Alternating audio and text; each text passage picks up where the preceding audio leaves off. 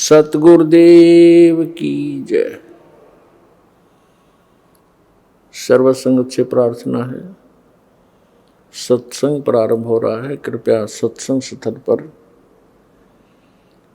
शांतिपूर्वक विराजमान होकर के श्रद्धा से सत्संग सुने। परमेश्वर की प्यारी आत्माओं से पुनर्निवेदन है, सत्संग प्रारंभ हो रहा है। कृपया सत्संग स्थल पर शांतिपूर्वक विराजमान होकर के श्रद्धा से सत्संग सुने। सत सही। संत रामपाल जी महाराज एक ऐसे महान संत जिन्होंने अपनी सतभक्ति, तत्व ज्ञान, करुणा और सेवा के बल पर समाज में नई मिसाल कायम की है। संत रामपाल जी महाराज की अगुवाई में उनके सभी सतलोक आश्रमों से समाज कल्याण के अद्भुत कार्यों ने समाज को सुनहरे भविष्य की एक नई उम्मीद दिखाई है। संत रामपाल जी महाराज से नाम दीक्षा लेने के बाद लाखों लोगों की लाइलाज बीमारियां जैसे कैंसर, एड्स आदि ठीक हुई। संत जी के ज्ञान से प्रेरित होकर उनके अनुयायियों ने लाखों यूनिट रक्तदान किया। संत जी ने लाखों बहन बेटियों का दहेज मुक्त विवाह करवाया।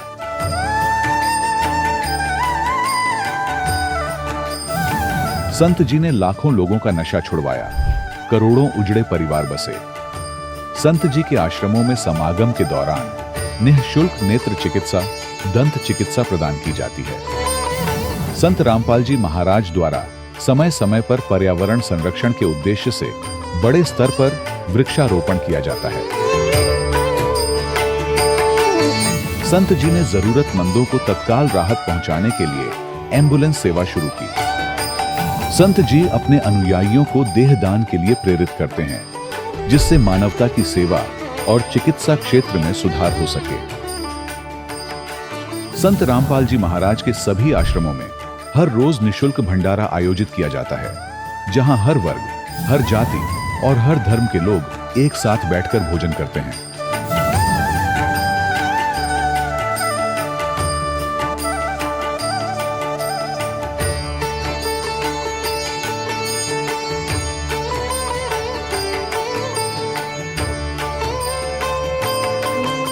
संत रामपाल जी महाराज की अन्नपूर्णा मुहिम ने गरीब और बेसहारा लोगों के जीवन में एक नई ऊर्जा और उम्मीद को जन्म दिया है।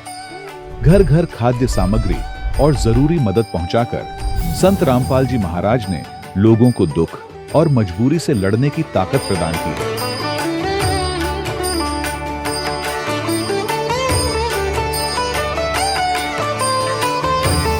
संत रामपाल जी महाराज द्वारा गरीब लोगों के लिए घर बनवाने का अद्भुत कार्य एक ऐसी मिसाल कायम कर रहा है जो सदियों सदियों संत जी की उदारता और दया भावना के तौर पर जाना जाएगा।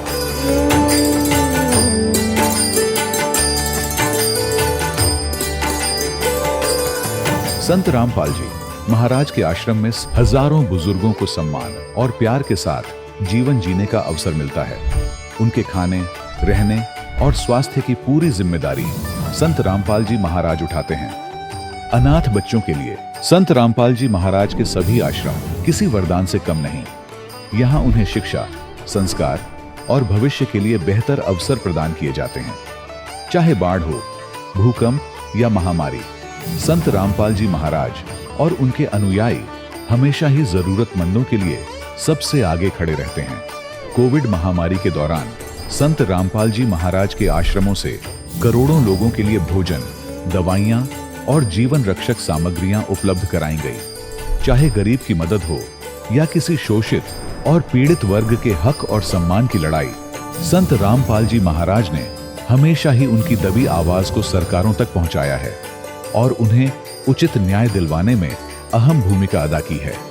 समाज में आध्यात्मिक और सामाजिक मूल्यों के प्रति जागरूकता लाने में संत रामपाल जी महाराज हर कदम पर मानवता के सच्चे सेवक साबित हुए हैं।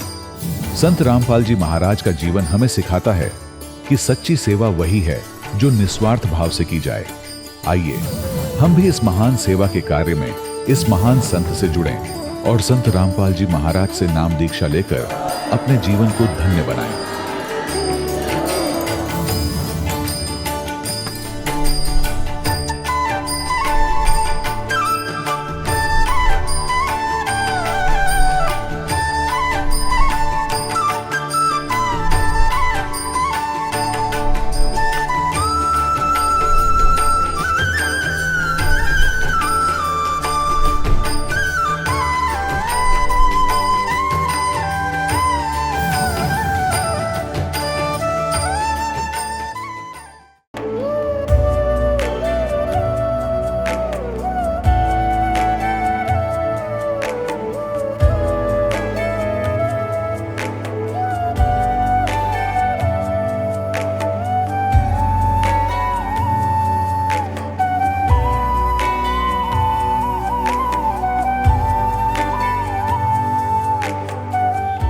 पवित्र श्रीमद् भागवत गीता, पवित्र चारों वेद, पवित्र कुरान शरीफ, पवित्र बाइबल, पवित्र गुरु ग्रंथ साहिब, पवित्र कबीर साहिब की वाणी में छुपे हुए गूढ़ रहस्य अर्थात तत्व को जानने के लिए कृपया अवश्य सुनिए जगत गुरु तत्वदर्शी संत रामपाल जी महाराज के मंगल प्रवचन।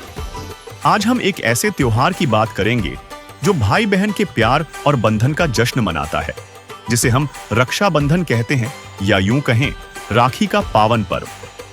हर साल सावन की पूर्णिमा को यह उत्सव देश भर में और विदेशों में बसे भारतीयों के बीच जोश खरोश से मनाया जाता है। इस दिन बहनें अपने भाइयों की कलाई पर राखी बांधती हैं, उनकी लंबी उम्र और खुशहाली की दुआ मांगती हैं। भाई भी जवाब में बहनों की हिफाजत का वचन देते हैं। मगर रुकिए, क्या यह रंगीन धागा सचमुच हमें हर मुसीबत से बचा सकता है? हर साल राखी का धूमधाम से आयोजन होता है, फिर भी असमय मृत्यु के आंकड़े कम होने का नाम क्यों नहीं लेते?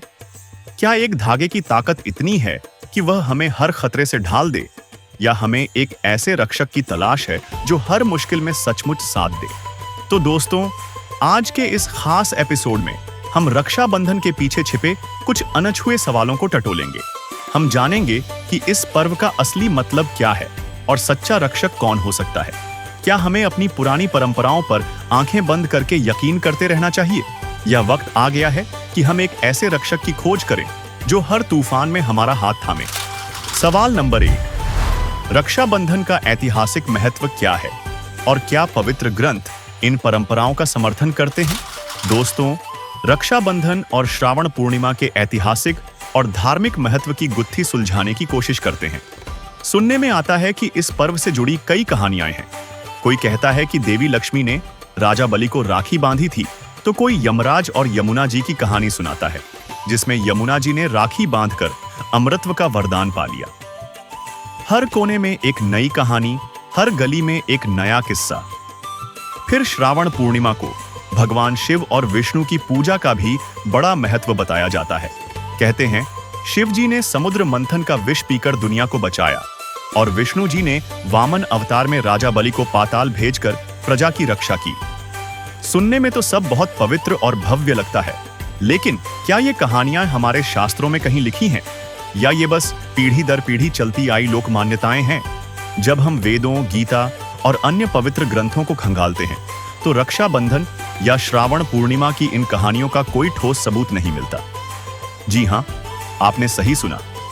न राखी बांधने का जिक्र, न इन देवी देवताओं को धागा चढ़ाने की कोई बात। ये सारी परंपराएं लोक कथाओं की देन है, जो भले ही अच्छी लगती हैं, लेकिन शास्त्रों की कसौटी पर खरी नहीं उतरती। हमारे शास्त्र साफ कहते हैं कि सच्ची भक्ति ही रक्षा का रास्ता है, न कि राखी, व्रत या ऐसे अनुष्ठान जो बस लोक मान्यताओं पर टिके हों। हिंदू शास्त्रों में तो व्रत और राखी को शास्त्र विरुद्ध तक कहा गया है, एक तरह का मनमाना आचरण जो काल ब्रह्म ने हमें सच्ची भक्ति से भटकाने के लिए गढ़ा है। गीता जी में साफ लिखा है कि शास्त्र विरुद्ध साधना और व्रतों से कोई लाभ नहीं, बल्कि ये परमात्मा के आदेशों की अवहेलना है। श्रीमद् भगवद गीता, जिसे हिंदू धर्म का सबसे बड़ा धर्म ग्रंथ माना जाता है, में व्रत रखने के लिए साफ साफ मना किया गया है। देखिए, तो छठे अध्याय के 16वें श्लोक में फिर ये भी कहा कि अर्जुन, यह योग न तो बहुत खाने वाले का और न बिल्कुल न खाने वाले का। बहुत खाना तो यूँ है, पेट डडी पक्का खा ले, अंगड़ाई टूटे, भक्ति हो को ना। और बिल्कुल न खाना, व्रत रखना। व्रत रखना भी गीता में मना है, और ये व्रत रखवाओ एकादशी का, ये कहाँ से लाए? और न बहुत सहन करने वाले, सोने वाले का, और न अधिक जागने वाले का सिद्ध होता है। संत गरीबदास जी ने अमर ग्रंथ साहिब के सुमरण के अंग में कहा है, गरीब कोटिक तीर्थ व्रत करे, कोटि गज करे दान, कोटि अश्व बिपरौं दिए, मिटे न खैंचा तान। साथ ही व्रतों से होने वाली हानि का एक अन्य प्रमाण हम आपको हाथरस तुलसीदास द्वारा लिखित घट रामायण के पृष्ठ 242 से दिखाना चाहेंगे, जिसमें व्रत के बारे में बताते हुए लोमस ऋषि ने कहा है, सहस बरस एकादशी कीन्हा, अंत जन्म माखी कौलीन्हा, ऐसे बर्थ कीन्हा बहुतेरा, ता का सुनु बरतंत निबेरा, प्रथम एतवार को कीन्हा, ता से जन्म चील्ह कौलीन्हा, मंगल बहुविधि बरत रहाई, ता से जन्म सुवर कौपाई, अरु पुनि बरत तीज को कीन्हा, कूकर जन्म ताही से लीन्हा, अरु परदोस नेम से कीन्हा, खरकौ जन्म ताही से लीन्हा, बिति पात विधि से विधि कीन्हा, जन्म जाई बंदर कौ लीन्हा, नौमी बरत अष्टमी कीन्हा, तासे जन्म मूस कौ लीन्हा, अरु अनंत 14 पुनि कीन्हा, तासे जन्म ऊंट कौ लीन्हा, और चतुर्थी बरत बखाना, तासे जन्म भैंस का जाना, और बरत करे झार बनाई। पुनि मुक्ति हमने नहीं पाई। इन वाणियों का अनुवाद भी पढ़ें, जिसमें स्पष्ट लिखा है कि 1000 वर्षों तक एकादशी का व्रत किया और अंत में मक्खी का जन्म लिया। इसी प्रकार अनेक बार अनेक व्रतों को किया, उनका तुम वृत्तांत सुनो। सर्वप्रथम इतवार यानी रविवार का व्रत किया, उससे चील्ह का जन्म मिला। मंगल का व्रत अनेक प्रकार के रूपों में रहा, उससे मुझे सुअर का शरीर मिला। उसके बाद तीज का व्रत किया, उसके कारण मैंने कुत्ते का जन्म प्राप्त किया। इसके बाद नियम से प्रदोष व्रत रखा, उसके कारण गधे का जन्म लिया। नौमी तथा अष्टमी का व्रत किया, उससे मुझे मूस यानी चूहे का जन्म मिला। इसके बाद अनंत 14 का व्रत किया, उससे मुझे ऊंट का जन्म मिला। इसके बाद चतुर्थी का व्रत कहा गया, उससे भैंस का जन्म समझो।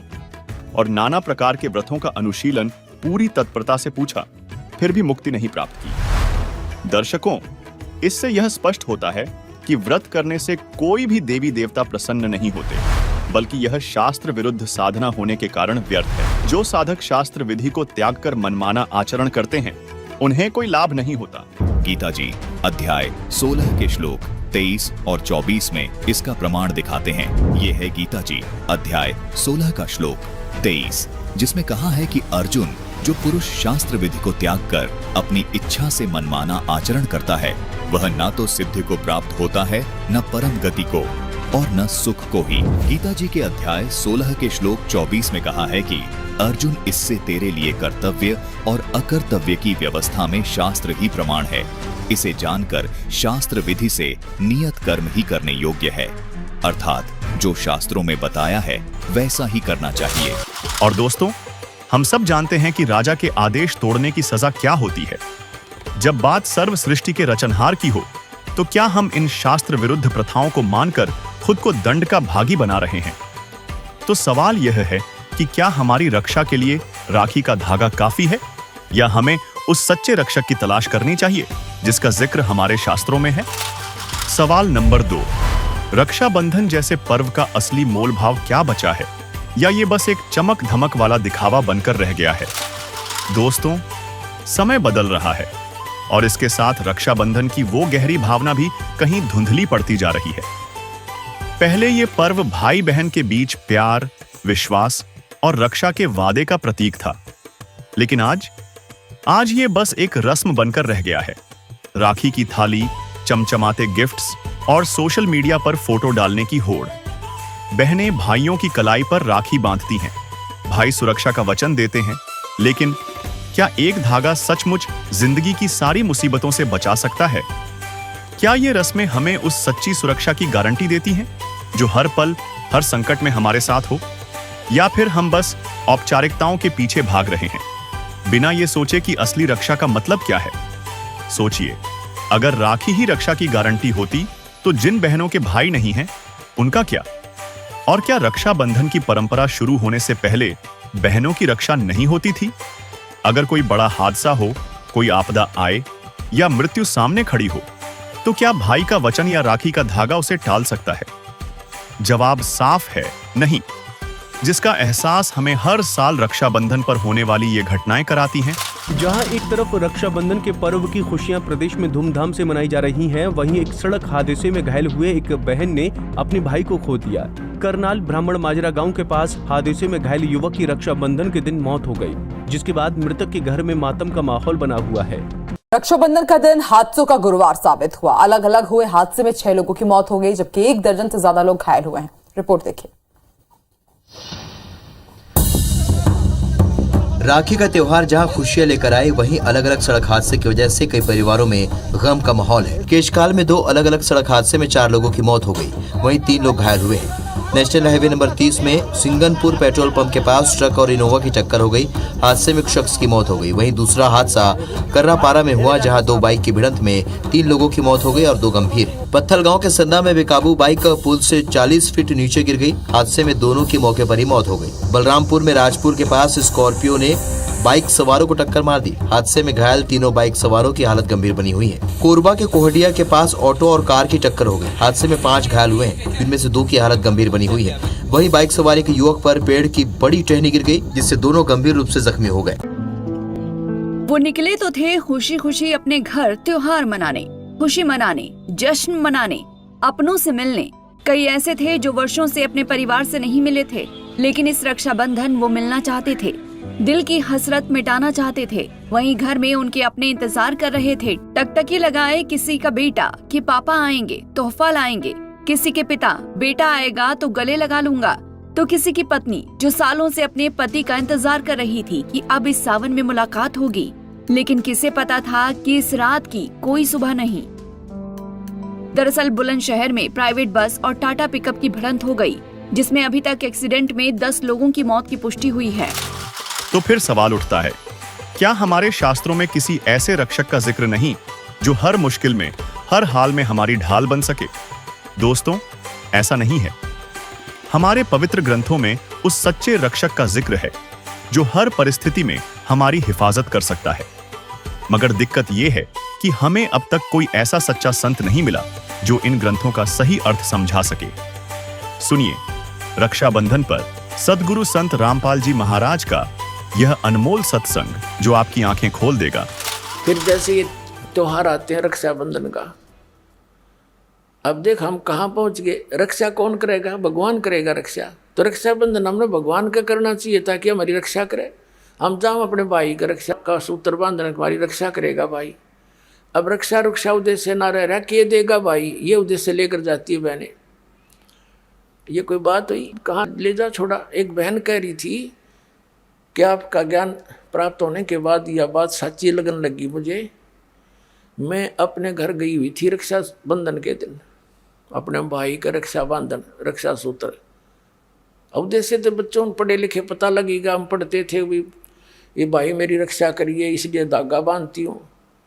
तो मैं इंतज़ार कर रही थी, भाई बाजार गया था और उसकी दुर्घटना होगी।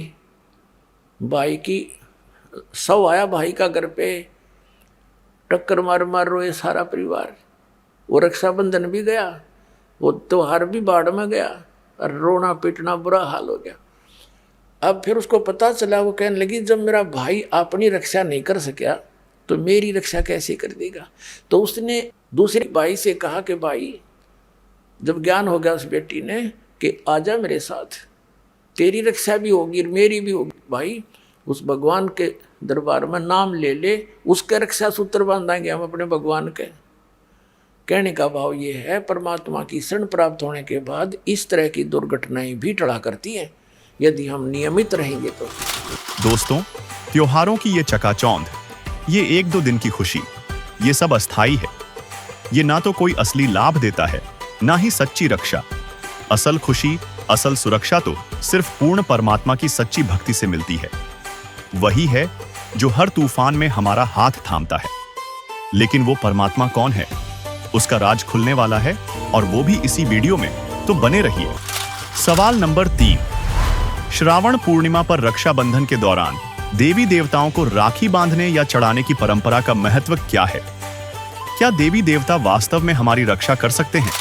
दोस्तों, अब बात करते हैं उस परंपरा की जो रक्षाबंधन को और भी रंगीन बनाती है। वह है देवी देवताओं को राखी चढ़ाने की रस्म।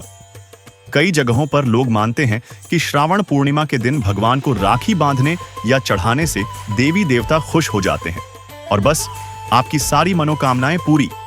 सुनने में तो बड़ा अच्छा लगता है, लेकिन क्या सचमुच हमारे देवी देवता राखी के इस धागे से इतने प्रसन्न हो जाते हैं कि वो हमारी हर पुकार सुन लेंगे?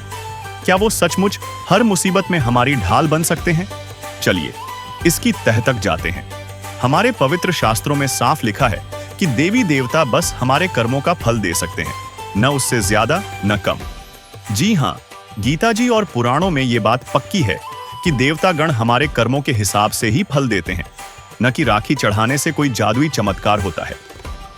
देखिए सचित्र मोटा टाइप। श्रीमद् देवी भागवत के 3 स्कंद अध्याय 4 से 5 को, जिसमें श्री विष्णु जी देवी दुर्गा की स्तुति करते हुए कहते हैं, तुम शुद्ध स्वरूपा हो, यह सारा संसार तुम्ही से उद्भासित हो रहा है। मैं विष्णु, ब्रह्मा और शंकर हम सभी तुम्हारी कृपा से ही विद्यमान हैं। हमारा आविर्भाव अर्थात जन्म और तिरोभाव अर्थात मृत्यु हुआ करता है, अर्थात हम तीनों देव नाशवान हैं। केवल तुम ही नित्य हो, जगत जननी हो, प्रकृति देवी हो। श्रीमद् देवी भागवत के इसी लेख में आगे भगवान शंकर बोले, देवी, यदि महाभाग विष्णु तुम्ही से प्रकट हुए हैं तो उनके बाद उत्पन्न होने वाले ब्रह्मा भी तुम्हारे ही बालक हुए। फिर मैं तमोगुणी लीला करने वाला शंकर क्या तुम्हारी संतान नहीं हुआ? अर्थात मुझे भी उत्पन्न करने वाली तुम ही हो। शिवे, संपूर्ण संसार की सृष्टि करने में तुम बड़ी चतुर हो। इस संसार की सृष्टि, स्थिति और संहार में तुम्हारे गुण सदा समर्थ हैं। उन्हीं तीनों गुणों से उत्पन्न हम ब्रह्मा, विष्णु एवं शंकर नियमानुसार कार्य में तत्पर रहते हैं। दोस्तों, देवी भागवत के इस लेख में शंकर जी स्पष्ट कह रहे हैं कि हम यानी ब्रह्मा, विष्णु व शिव, हम तीनों नियमानुसार कार्य में तत्पर रहते हैं। अर्थात किसी के भाग्य में सुख है तो सुख, दुख है तो दुख प्राप्त होगा, उसमें हम परिवर्तन नहीं कर सकते। साथ ही पवित्र गीता जी तो देवताओं की भक्ति करने के लिए भी मना करती है, जिसे जानने से पहले आपको यह जानना बेहद जरूरी है कि 3 गुण क्या हैं। तभी आपको गीता का वह रहस्य युक्त ज्ञान समझ में आएगा, जिसे संत रामपाल जी के अतिरिक्त किसी ने भी आज तक नहीं बताया। ये 3 गुण कौन है? रजगुण ब्रह्मा, सतगुण विष्णु, तमगुण शिव जी। ये देखिएगा मार्कंडेय पुराण। गीता प्रेस गोरखपुर से प्रकाशित संक्षिप्त मार्कंडेय पुराण के अध्याय 25 में लिखा है कि रजोगुण प्रधान ब्रह्मा, तमोगुण प्रधान रुद्र यानी शिव और सत्व प्रधान यानी सतोगुण प्रधान विश्वपालक विष्णु हैं।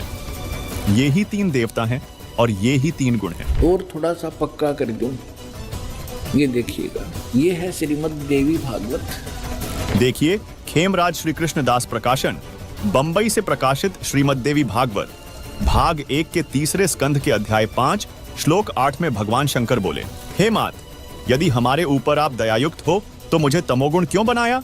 कमल से उत्पन्न ब्रह्मा को रजोगुण किस लिए बनाया तथा विष्णु को सतगुण क्यों बनाया? दर्शकों, नीचे संस्कृत को भी देखें, जिसमें स्पष्ट लिखा है, यदि दयार्द्रमणा न सदामपि के कथमहं विहितः च तमोगुणः कमलजश्च रजोगुण संभव सुविहितः किमु सत्वगुणो हरे।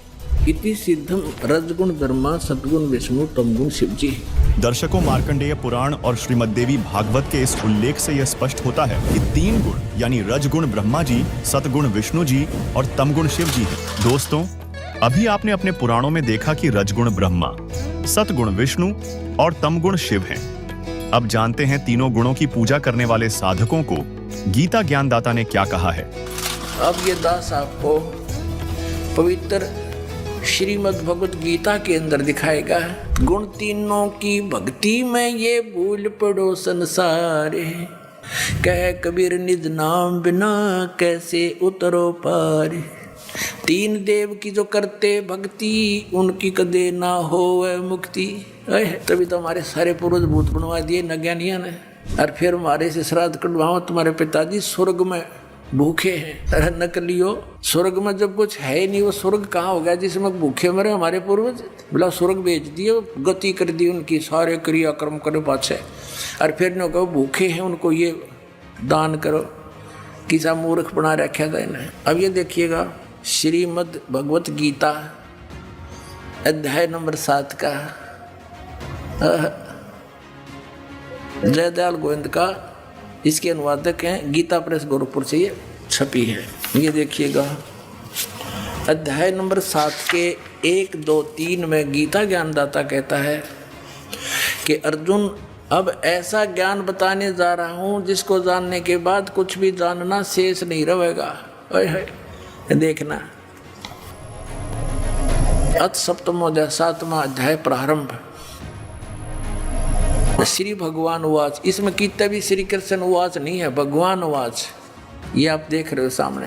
अरिय के कृष्ण जी ने बोली, हे पार्थ, अनन्य प्रेम से मुझ में आसक्त चित्त मेरे प्राण होकर तथा अनन्य भाव से मेरे प्राण होकर योग में लगा हुआ जिस प्रकार से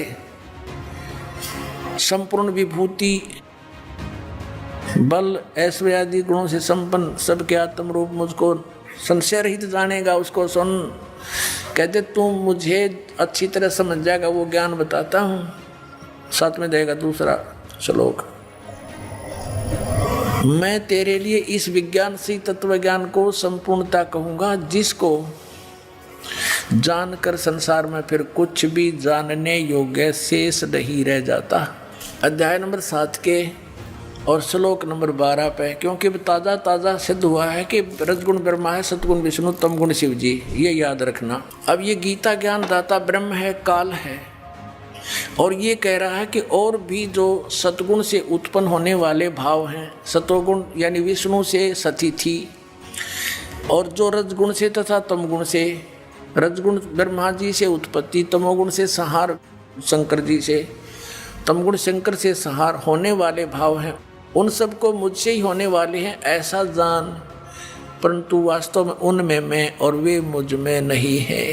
अब पुण्यात्माओं, इस काल भगवान को 1 लाख मानव शरीरधारी प्राणियों के शरीर से निकले गंध को खाने का श्राप लगा हुआ है, जिस कारण से इसने अपने तीनों पुत्रों को ये यहाँ की व्यवस्था दे रखी है कि ब्रह्मा जी रजोगुण है, जिसके प्रभाव से हम संतानों उत्पत्ति करते हैं सभी प्राणी विवश होकर के, जीव के बस की नहीं। और सतोगुण श्री विष्णु जी के सतोगुण के प्रभाव से हम एक दूसरे में जकड़े हुए हैं, हमारे अंदर इतनी ममता भर रखी है, हमारे बस का नहीं से दूर हो सके। और तीसरा जो संहार करता है शंकर भगवान, ये भी काल का पुत्र है। तो इन तीनों से ये कहता है कि जो रजगुण से होता है वो ब्रह्मा जी से उत्पत्ति और विष्णु जी से स्थिति और शिव जी से संहार जो कुछ भी हो रहा है, इसका निमित्त कारण तो मैं ही हूँ, पर मैं इनके सामने नहीं आता, इनसे अलग रहता हूँ। अब आगे चलते हैं, देखिएगा अध्याय नंबर 7 और श्लोक नंबर आपने 12 पढ़ लिया। और भी जो सतोगुण से उत्पन्न होने वाले भाव हैं, यानी सतिथि, और रजोगुण जो ब्रह्मा से सृष्टि उत्पत्ति और तमोगुण शंकर से जो संहार होता है, उन सब को मुझसे ही होने वाले हैं ऐसा ही जान, परंतु वास्तव में इनमें मैं और वे मुझ में नहीं है, इनसे बाहर है ये। अब 13वें में कहा है कि गुणों के कार्य रूप सात्विक, राजस और तामस, इन तीनों प्रकार के भाव से, यानी इन्हीं के ऊपर आसक्त ये सारा संसार प्राणी समुदाय मोहित हो रहा है, इन तक सीमित है, ब्रह्मा विष्णु महेश तक। इन तीनों गुणों से, रजगुण ब्रह्मा, सतगुण विष्णु, तमगुण शिव जी से परे मुझ अविनाशी को नहीं जानता। ये कहते हैं इनसे ऊपर हूँ मैं, अलग हूँ। अब आगे देखो, अब 14वें में कमाल कर दिया, श्लोक नंबर 14 7वें अध्याय का, क्योंकि यह अलौकिक अर्थात अति अद्भुत त्रिगुणमयी मेरी माया, रजगुण ब्रह्मा, सतगुण विष्णु, तमगुण शिव जी के द्वारा फैलाया गया ये जाल, ये बड़ी दुस्तर है, बड़ा खतरनाक है। जो पुरुष केवल मुझको निरंतर भजते हैं, वे इस माया को ब्रह्मा विष्णु महेश से ऊपर उठ जाते हैं, उल्लंघन कर जाते हैं। यानी जो ब्रह्म से लाभ होता है वो ब्रह्मा विष्णु महेश के लाभ से अधिक स्वर्ग प्राप्ति होती है। अब यहाँ कहते हैं 15वें श्लोक में कमाल कर दिया, 7वें अध्याय के गीता जी में, माया के द्वारा जिनका ज्ञान हरा जा चुका है, रजगुण ब्रह्मा, सतगुण विष्णु और तमगुण शिव जी रूपी इस त्रिगुणमयी माया द्वारा जिनका ज्ञान हरा जा चुका है, जो केवल इन्हीं की भक्ति तक सीमित है, इनसे आगे किसी की सुनना नहीं चाहते। आसुर स्वभाव, राक्षस स्वभाव को धारण किए मनुष्यों में नीच और दूषित कर्म करने वाले मूढ़ लोग, मूर्ख, माम न प्रपदन्ते, मुझको नहीं भजते, यानी जो ब्रह्मा विष्णु महेश तक की भक्ति में लगे रहते हैं, उनके बारे में क्या बताया है कि असुर स्वभाव को धारण किए हुए मनुष्यों में नीच और तरह के जो वही हो, और दूषित कर्म करने वाले मूर्ख लोग, पुण्यात्माओं, परमात्मा ने 600 वर्ष पहले कहा था, 3 देव की जो करते भक्ति उनकी कदे ना होवे मुक्ति। और गीता जी ने इनको क्या संज्ञा दे दी आपके समक्ष है। दर्शकों, गीता अध्याय 7 श्लोक 12 से 15 में तीनों गुणों के उपासकों को राक्षस स्वभाव के मनुष्यों में नीच दूषित कर्म करने वाले मूर्ख क्यों कहा गया है। सुनिए रजोगुण ब्रह्मा जी के उपासक हिरण्यकशिपु के विषय में। रजोगुण का उपासक था ब्रह्मा जी का कौन? हिरण्यकशिपु। भगत बनकर श्रद्धा से खूब तपस्या करी, वर मांग लिए, सुबह मरू ना, शाम मरू, रात मरू ना, दिन मरू, फलान मरू ना, धकड़ मरू। कह दिया तथास्तु। फिर उसने सोची हल्दी की गांठ मिल गई, तू पंसारी हो गया, भगवान बन गया। सब ने नो कहा मेरा नाम लो, विष्णु का नाम मत ले लियो, अपना नाम जपावर हिरण्यकशिपु करो। अरे मूर्ख। अब भगवान ने उसके घर में भेज दिया खम्ब प्रहलाद, और वो नो कहा नहीं पिताजी, हिरण्यकशिपु भी कोई मंत्र होता है, भगवान के नाम से लाभ होगा। पिता पुत्र का झगड़ा हो गया इससे बात पे, और ऐसे जुल्म किए उस पुण्यात्मा के साथ, उस राक्षस स्वभाव को धारण किए हुए मनुष्यों में नीच दूषित कर्म करने वाले मूर्ख हिरण्यकशिपु ने, ब्रह्मा रजगुण के उपासक ने। अब यहाँ कहते हैं, अब क्या बताते हैं, सूक्ष्म वेद में कहा परमात्मा ने कि हिरण्यकुश छाती तोड़वाई और ब्राह्मण बाणा और कर्म कसाई। वो तो ब्राह्मण भगत को आवे हैं, भगत का तो बाणा उसका है, और कर्म इसे कसाई कैसे अपने मासूम बच्चे को मारने के लिए ना जाने कितने ओछे हथकंडे अपनाए। हिरण्यकशिपु छाती तोड़वाई और ब्राह्मण बाणा कर्म कसाई, रजोगुण का उपासक था, राक्षस कहलाया हिरण्यकशिपु। अब सुनिए तमोगुण शिव जी के साधक भस्मासुर के बारे में। एक भस्मागिरी नाम का साधक था, तपस्वी था, तमोगुण श्री शिव का उपासक। और शिव जी के गेट के सामने, मेन गेट के सामने ऊपर को पैर करके नीचे न सिर करके तपस्या करने लग गया। 12 वर्ष तक सिरासन पर रहा। एक दिन पार्वती जी ने कहा कि भगवान आप तो महादेव हो, देवताओं के देव हो, आप तो जो चाहो सो कर सकते हो, आपके भगत को दे दो जो मांगता है। अब भगवान शंकर ने कहा, शिव जी ने कहा तमोगुण ने कि मांग भाई भस्मागिरी, क्या मांगता है साधु। भस्मागिरी ने कहा जी वचनबद्ध हो जाओ तब मांगो। भगवान शिव ने कहा ठीक है भाई मैं वचनबद्ध हो गया, प्रतिज्ञा करता हूँ तू मांगेगा वही दे दूंगा, वचन है मेरा। उसी से मैं सीधा खड़ा हो गया और कहने लगा भगवान ये भस्म कड़ा दे दो जो आपने हाथ में पहन रखा है। उस भस्म कड़े में एक शक्ति थी, उसको मालूम था कि जिसके सिर के ऊपर ऐसे करके यूं कह दिया कि भस्म, वो व्यक्ति, वो पशु पक्षी भस्म हो जाता था। अब जो ही भगवान शंकर ने वचनबद्ध होने के कारण वो अपना प्रिय कड़ा भी दे दिया, ये सोचकर कि साधु संत है, जंगल में रहता है, हिंसक पशुओं से बचने के लिए, राक्षसों से बचने के लिए ले रहा होगा, दे दिया।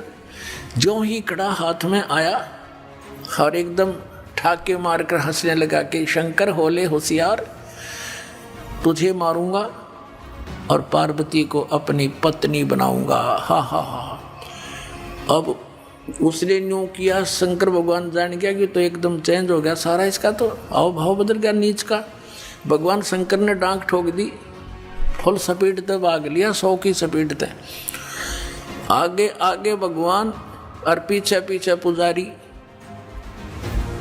जा खखाट पटा। तो परमात्मा ने आके रजा करी, उनके शंकर जी के और उस पुजारी के बीच में आकर पार्वती रूप बना के खड़े हो गए खुद परमात्मा। और वो तो पार्वती के लिए भाग ही रहा था, उसने सोचा चल 2 बात कर लेता हूँ, पार्वती से रुक गया। अब पार्वती रूप में परमात्मा ने कहा कि आप रुक जाओ, क्यों भागे जा रहे हो, आओ बैठो 2 बात करेंगे। अब शंकर जी तो आपके निकट आ नहीं सकता, 100 किलोमीटर तो उड़ा नहीं डटे भी हो। अब वो निश्चिंत होकर खड़ा हो गया। पार्वती रूप में प्रभु ने कहा कि मुझे कुछ डांस करके दिखा ताकि मेरा मन प्रसन्न हो, आपको पसंद करूं। वो कहने लगा मैंने नाचना तो ना आता, मैं साधु संत, मैंने तपस्या की है। तो पार्वती रूप में भगवान ने कहा कि मैं सिखाती हूँ तुझे, पहले डांस करके दिखा मुझे। इस हाथ को ऐसे कर, इस पैर को ऐसे कर, इसको ऐसे कर, इसको ऊपर ला, इसको नीचे कर। धीरे धीरे जिस हाथ में उसको कड़ा था वो सिर पर आ गया ना, तो उस बूढ़ी बूझ के जब कह दिया भस्म, वो भस्मागिरी नष्ट हुआ। अब उस कड़े को लेकर विष्णु रूप धारण करके परमात्मा शंकर भगवान के से काफी आगे खड़े हो गए और कहा, कहाँ दौड़ रहे हो? बोले, नाथ कहाँ चले? शंकर जी कहाँ जा रहे हो? कि भाग ले विष्णु, भाग ले, पीछे एक दुष्ट आ रहा है, उसने मेरे से धोखा किया है। तब विष्णु रूप में प्रभु ने कहा कि देख, ये तेरा कड़ा मैं ले आया, उससे भाग, डरे मत, वो मैंने नाश मार दिया है। कि नहीं नहीं, ये कोई और होगा, कि वही है, चिंता ना कर। दौड़ता दौड़ता पूछ रहा, कैसे क्या कर दिया? कि मैंने उसको ऐसे ऐसे पार्वती रूप बनाया, उसके सामने खड़ा हो गया, उसको गंड नाच नचा के और उसको ऐसे किया, जब वो मार दिया। शंकर भगवान ने कहा, मुझे उसकी वो ऐसे दिखा दे, राख कहाँ से जड़ा है। वो ला के दिखा लिया ना कि यो पड़ा उसकी राख। जब कलेजे की धड़कन बंद हुई भगवान शिव जी की, जिसको अविनाशी कहा करते, अजरो अमर मृत्युंजय कालज सर्वेश्वर महेश्वर। बताओ, ये थे हमारे टीचर हिंदू धर्म के, नकली गुरु, मूर्ख बना रहे हमारे को हजारों वर्षों से। अपने आत्माओं, ये तो 2 गुणों के पुजारियों का निर्णय हो गया। किसे थे? राक्षस स्वभाव को धारण किए मनुष्यों में नीच दूषित कर्म करने वाले मूर्ख। अब भस्मागिरी जैसा नीच कर्म कौन करेगा?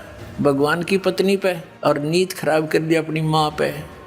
तो इसे दुष्ट गीता जी में कहा है, राक्षस स्वभाव को धारण किए। भस्मा असुर कहलाया, भस्मा राक्षस कहलाया भस्मागिरी से।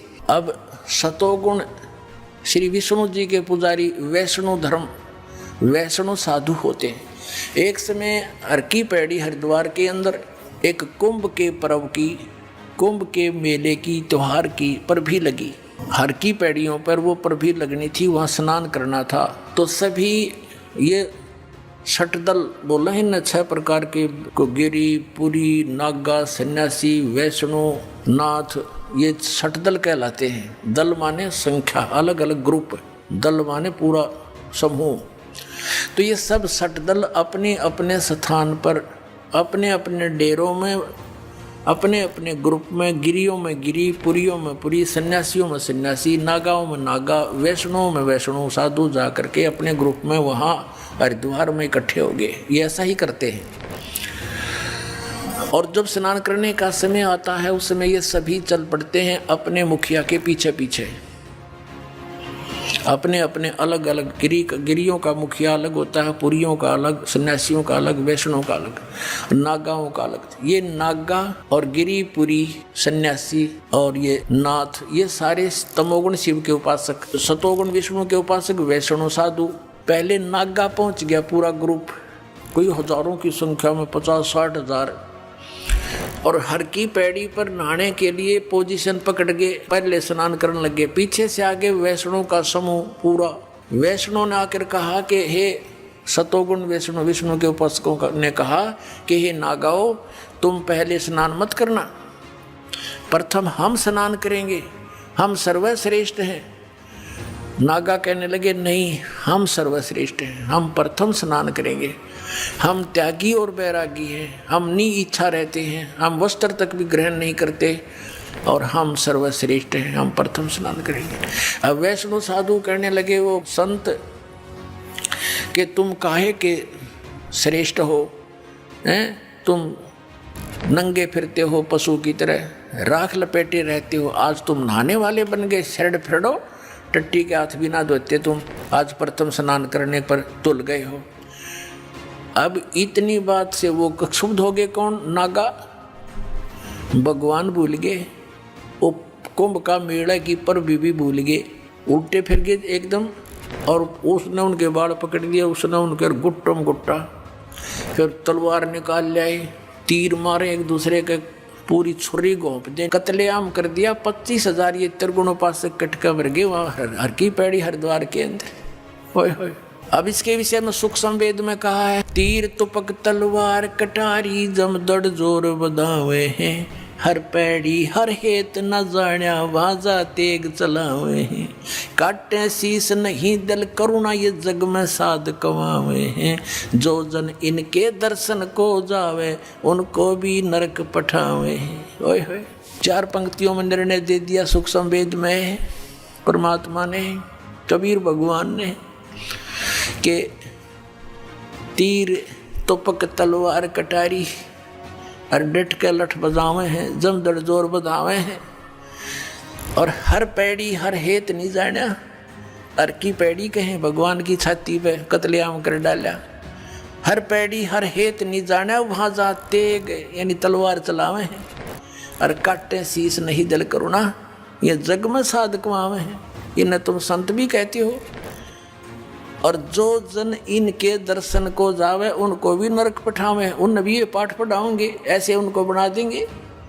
आज तक ये कैसा जुल्म करते रहे, हिंदू मुसलमानों को मार डालते हैं इन्हीं के बहकाए हुए, और मुसलमान हिंदुओं का काट डालते हैं, और काजी और मुल्लाओं के बहकाए हुए। तो पुण्यात्माओं, जब तक हम तत्व ज्ञान से परिचित नहीं होंगे, हमारी ऐसे ही ये हमारी दुर्बुद्धि बनाए रखते हैं, हमारा दुरुपयोग करते हैं ये मूर्ख लोग अपने स्वार्थ के वास्ते, ये गुरु। अब हर पैड़ी हर हेत नहीं जाना वाजा तेग चलावे हैं, और काटे शीस नहीं दिल करुणा, दया नहीं इनके अंदर। अरे न साधु कहो तुम, ये जग में साध कमावे हैं। दर्शकों, अभी आपने तीनों गुणों रजगुण ब्रह्मा, सतगुण विष्णु और तमगुण शिव जी के उपासकों के विषय में जाना। यही वजह है कि इन तीनों गुणों के उपासकों को गीता अध्याय 7 श्लोक 12-15 में राक्षस स्वभाव के मनुष्यों में नीच दूषित कर्म करने वाले मूर्ख कहा गया है। यानी तीनों गुणों अर्थात रजगुण ब्रह्मा, सतगुण विष्णु और तमगुण शिव जी की साधना व्यर्थ है।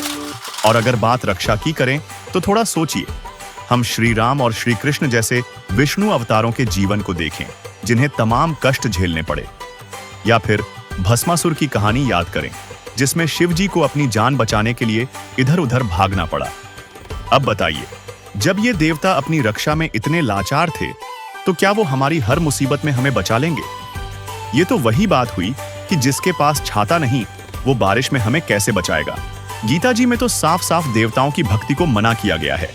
शास्त्र कहते हैं कि सच्ची भक्ति और रक्षा का रास्ता कहीं और है, लेकिन हम हैं कि राखी, व्रत और रस्मों के चक्कर में फंसकर असली रक्षक को भूल बैठे।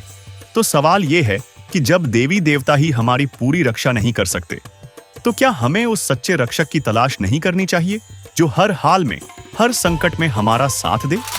सवाल नंबर 4, आखिर वो सच्चा रक्षक, वो पूर्ण परमात्मा कौन है जो न सिर्फ हमारी रक्षा कर सकता है बल्कि हमारी आयु भी बढ़ा सकता है? दोस्तों, समाज में तो परमात्मा को लेकर जितने लोग उतनी बातें। कोई शिव जी को पूर्ण परमात्मा मानकर माथा टेकता है, कोई विष्णु जी को सर्वोपरि ठहराता है, तो कोई कहता है परमात्मा तो निराकार है। लोग शास्त्रों को किनारे रखकर मनमानी भक्ति में डूबे हैं, कभी राखी, कभी व्रत, कभी अनुष्ठान। लेकिन सवाल यह है कि क्या इन सब का बोझ ढोने से सचमुच वो आत्मिक सुख मिलता है? क्या इनसे जिंदगी की रक्षा हो पाती है? जवाब है नहीं। क्यों? क्योंकि लोग उन भगवानों की पूजा में लगे हैं जो पूर्ण परमात्मा है ही नहीं। ये तो वैसा ही है जैसे गलत नंबर डायल करके सही इंसान से बात करने की उम्मीद करना। हमारे पवित्र वेद और शास्त्र साफ बताते हैं कि सच्चा रक्षक वही पूर्ण परमात्मा है जो हर संकट में हमारी ढाल बन सकता है। लेकिन उसका नाम क्या है? लोग तो बस अनुमान के घोड़े दौड़ा रहे हैं। वेदों में उस सच्चे परमात्मा का जिक्र है जो न सिर्फ हमारी जिंदगी को सुरक्षित रखता है बल्कि हमें असली आध्यात्मिक सुख भी देता है।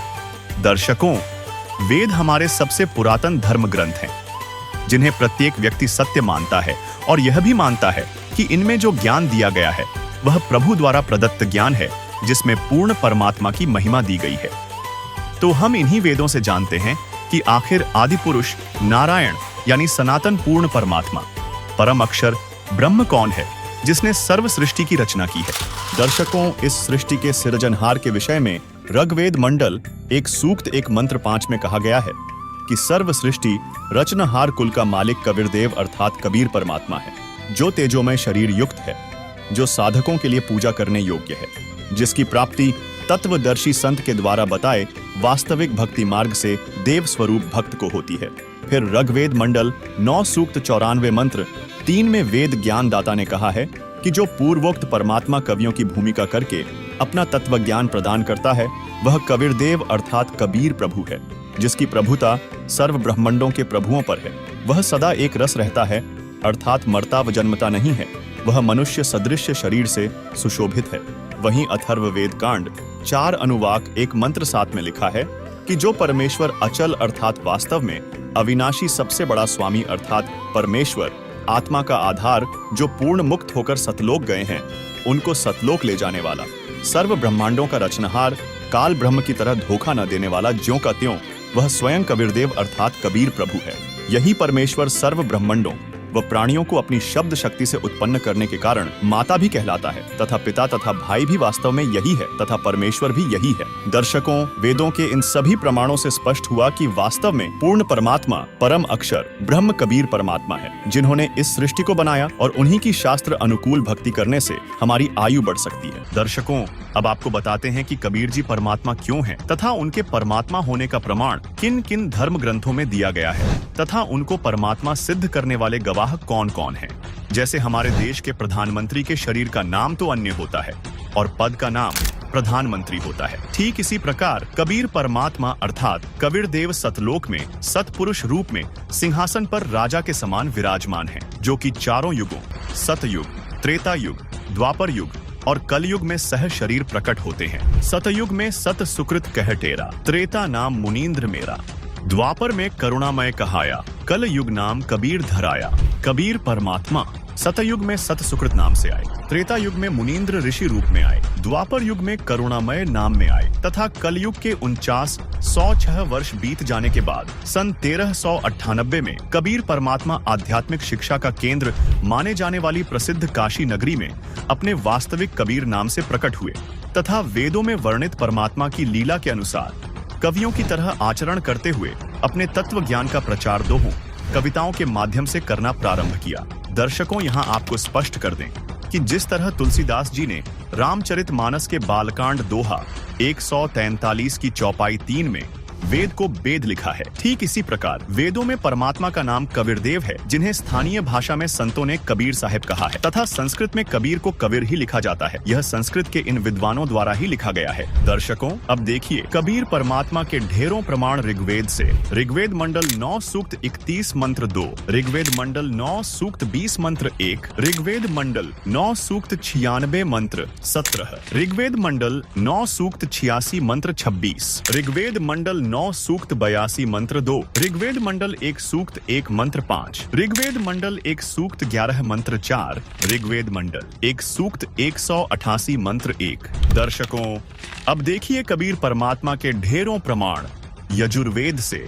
यजुर्वेद अध्याय 40 मंत्र 8, यजुर्वेद अध्याय 5 मंत्र 32, यजुर्वेद अध्याय 29 मंत्र 25, यजुर्वेद अध्याय 28 मंत्र 34। दर्शकों, अब देखिए कबीर परमात्मा के ढेरों प्रमाण सामवेद से।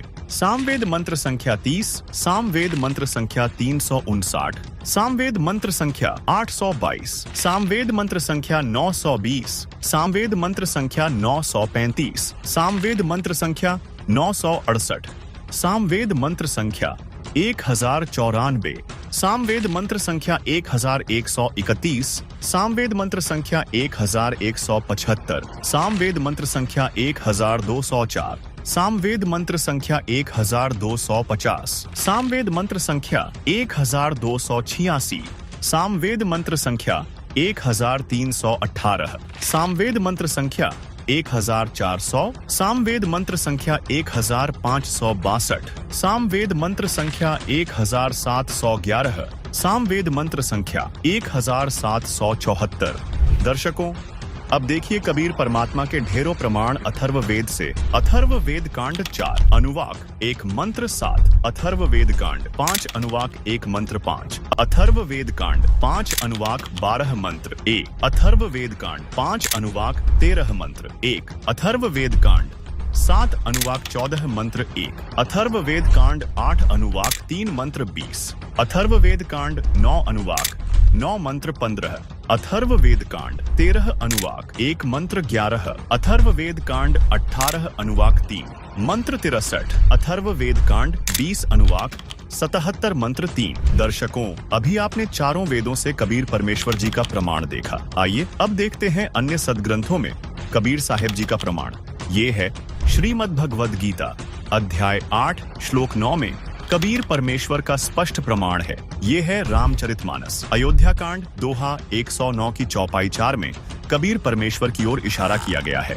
दर्शकों, ये थे सनातन धर्म के प्रमाणित पवित्र सदग्रंथों से कबीर परमेश्वर जी का प्रमाण। अब देखते हैं मुस्लिम धर्म की पाक पुस्तकों में कबीर परमेश्वर यानी कि अल्लाह कबीर के प्रमाण। दर्शकों, कबीर परमात्मा को अरबी भाषा में कबीरन, कबीरा, कबीरू, खबीरा, खबीरन आदि कहकर संबोधित किया गया है। आइए अब देखते हैं कुरान शरीफ से ढेर सारे प्रमाण। ये है कुरान शरीफ। कुरान शरीफ के सूरत फुरकान 25 आयत 52, 58, 59 में अल्लाह कबीर का प्रमाण है। इसके साथ ही सूरत बकरा 2 आयत 234, 271, सूरत इमरान 3 आयत 153, 180, सूरत निसा 4 आयत 34, 35, 128, 135, सूरत अनाम 6 आयत 18, 73, 103, सूरत हूद 11 आयत 1, 3, 111, सूरत इसरा 17 आयत 30, 31, 96, सूरत हज 22 आयत 62, सूरत लुकमान 31 आयत 16, 29, 30, 34,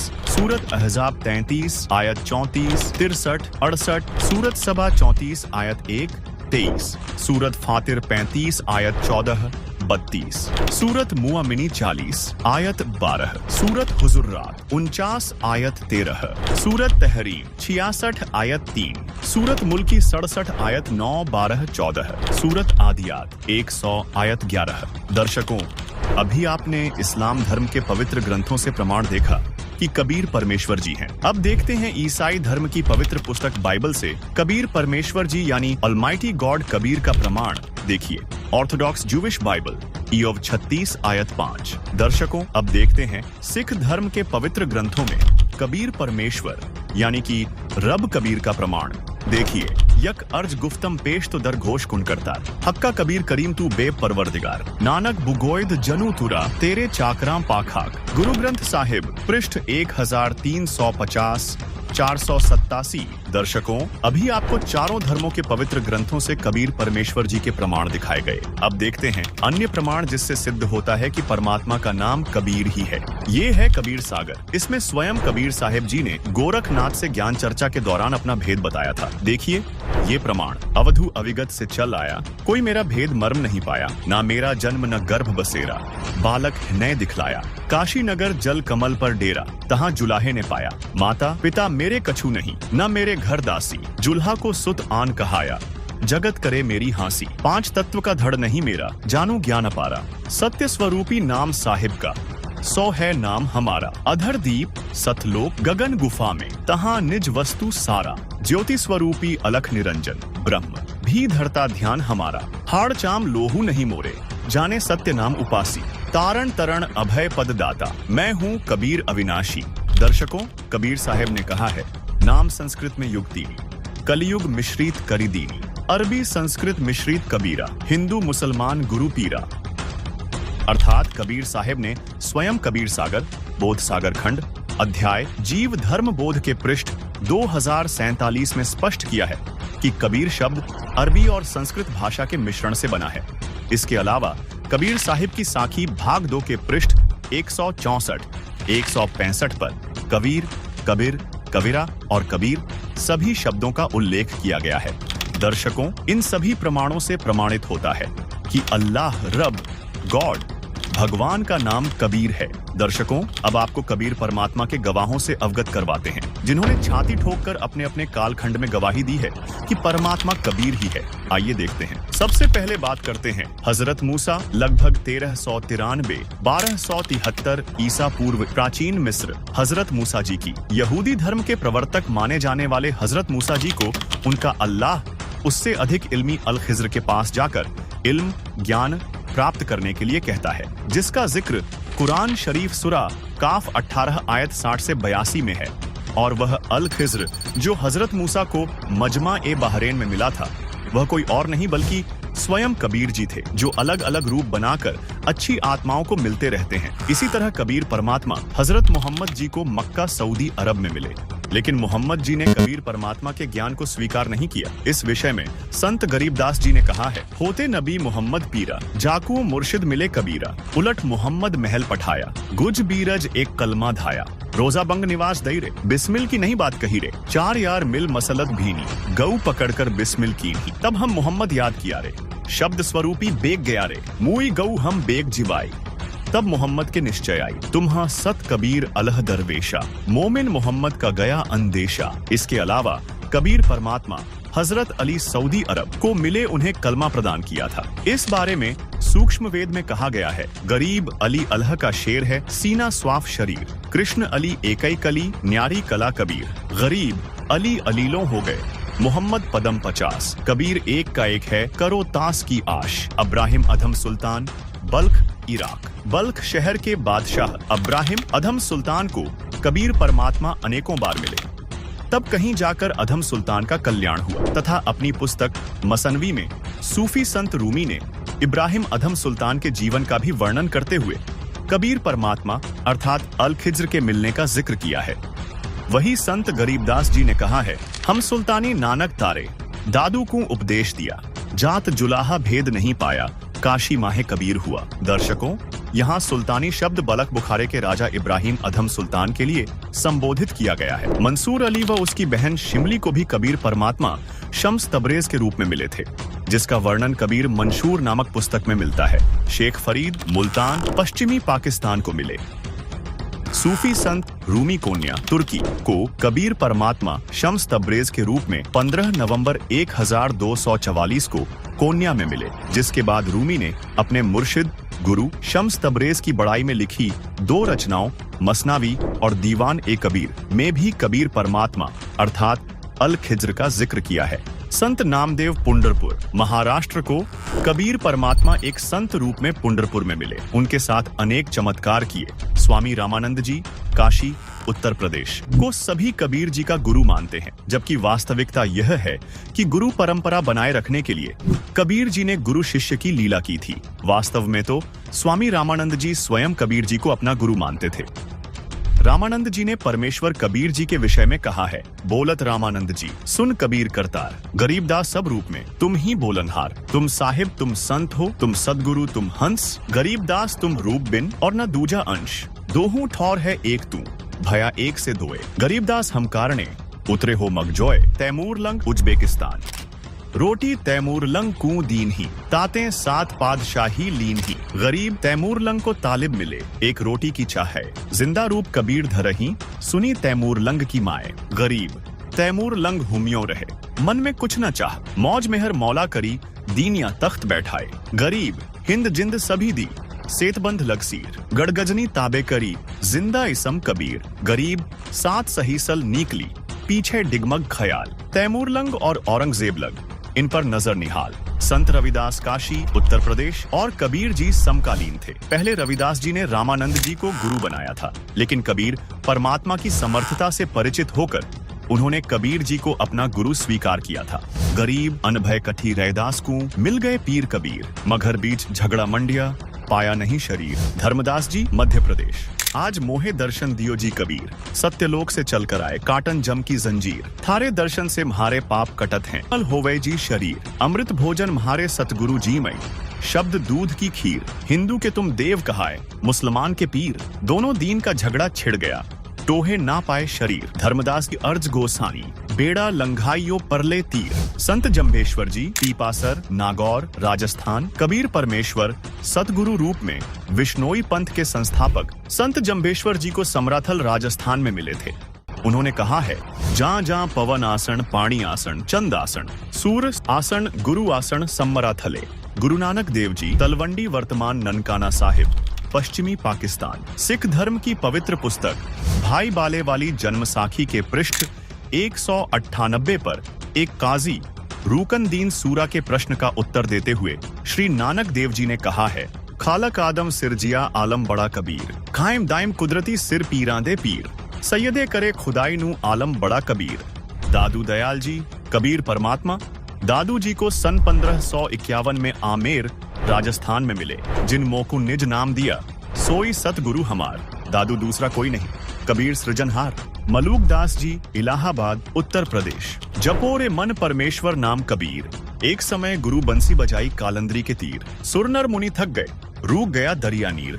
काशी तज गुरु मगहर आए, दोनों दीन के पीर। कोई गाड़े कोई अग्नि जरावे, ढूंढा न पाया शरीर। चार दाग से सतगुरु न्यारा, अजरो अमर शरीर। दास मलूक सलूक कहत हैं, खोजो खसम कबीर। संत गरीब दास जी गांव छुड़ानी, जिला झज्जर, हरियाणा। कबीर परमेश्वर संत गरीब दास जी को सन 1727 में मिले। उन्होंने कहा है, अनंत कोटि ब्रह्मांड का एक रति नहीं भार। सतगुरु पुरुष कबीर हैं कुल के सृजनहार। गरीब परमेश्वर एक कबीर है, दूजा नहीं आधार। दास गरीब सकल सृष्टि का, यों ही सृजनहार। गरीब मात पिता जाके नहीं, नहीं जन्म प्रमाण। यौह पूर्ण ब्रह्म कबीर है, करता हंस अमान। गरीब जिसको कहते कबीर जुलाहा, सब गति पूर्ण अगम अगाहा। संत घीसा दास जी गांव खेखड़ा, जिला मेरठ, वर्तमान जिला बागपत, उत्तर प्रदेश।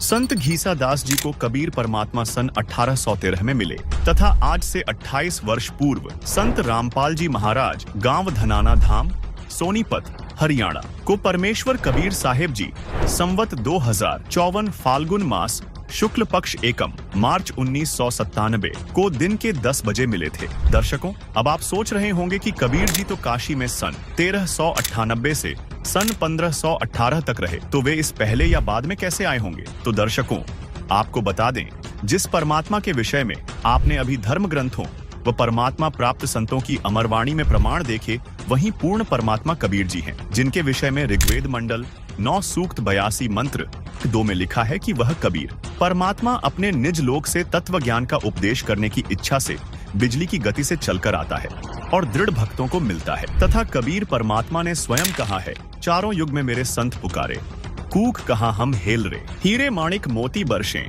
यह जग चुकता ढेल रे। गरीब खुरासान काबुल किला, बगदाद बनारस एक, बलख और बिलायत लग, हम ही धारें भेष। अर्थात जैसे काशी बनारस शहर में कुछ समय रहे, ऐसे ही बगदाद में रहे। बगदाद से मंसूर निकाला, बनारस से रामानंद का उद्धार किया, बल्ख शहर से सुल्तान इब्राहिम इब्न अधम को निकाला, बिलायत यानी इंग्लैंड तक हम परमेश्वर कबीर जी ही वेश बदलकर लीला करते हैं। इससे सिद्ध होता है कि 600 वर्ष पूर्व काशी में जुलाहे की भूमिका करने वाले कबीर जी वास्तव में परमात्मा हैं। दोस्तों, अभी तक आपने तो केवल यह जाना कि कबीर जी परमात्मा हैं, जिन्होंने सर्व सृष्टि की रचना की। अब हम उस रहस्य से भी पर्दा उठाने जा रहे हैं जिसे संत रामपाल जी महाराज ने अपने सत्संगों में उजागर किया है, और वह रहस्य है कि कबीर परमात्मा ही पापों का नाश करने वाला है तथा संकटों से हमारी रक्षा करने वाला है। यकीन नहीं होता ना? तो चलिए अब हम अपने पवित्र वेदों में ही देखते हैं कि परमात्मा पाप नाश कर सकता है या नहीं। देखिए यजुर्वेद अध्याय 8 मंत्र 13। दर्शकों, यजुर्वेद अध्याय 8 मंत्र 13 में 6 बार लिखा है कि परमात्मा साधक के घोर पाप का भी नाश कर सकता है।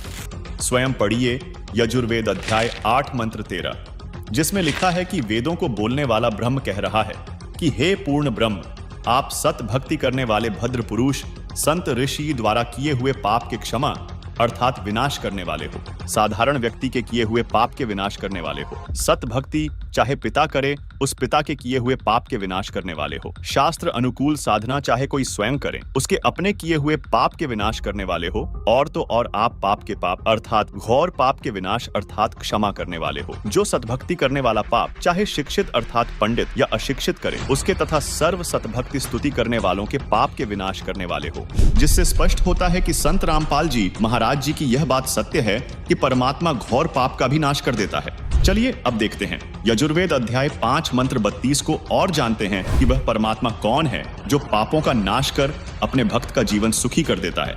देखिए दर्शकों, यजुर्वेद अध्याय 5 मंत्र 32 में लिखा है कि जो पूर्ण शांतिदायक है वह पाप का शत्रु अर्थात पाप विनाशक कबीर है। 2 स्थानों पर वास करता हुआ दुखदायी काल लोक में रहने वालों के कर्म बंधन का शत्रु अर्थात बंदी छोड़ रक्षा के लिए तुरंत आने वाला है, पवित्र करने वाला वायु के तुल्य है। सभा में अर्थात ओंकार ब्रह्म के 21 ब्रह्मांडों यानी ब्रह्म, ब्रह्मा, विष्णु, शिव तथा देवी देवताओं आदि की सभा है में जैसे चूहों की सभा में बिलाव की तरह शक्तिशाली राजाधिराज अर्थात कुल मालिक है। सर्व ऊर्जा स्रोत परमेश्वर वायु अर्थात प्रत्येक जीव का प्राणाधार है। आकाश के गुण शब्द रूप में अविनाशी है। जगत को त्यागने वाला अंतर्यामी जाना माना अर्थात सर्वविदित है।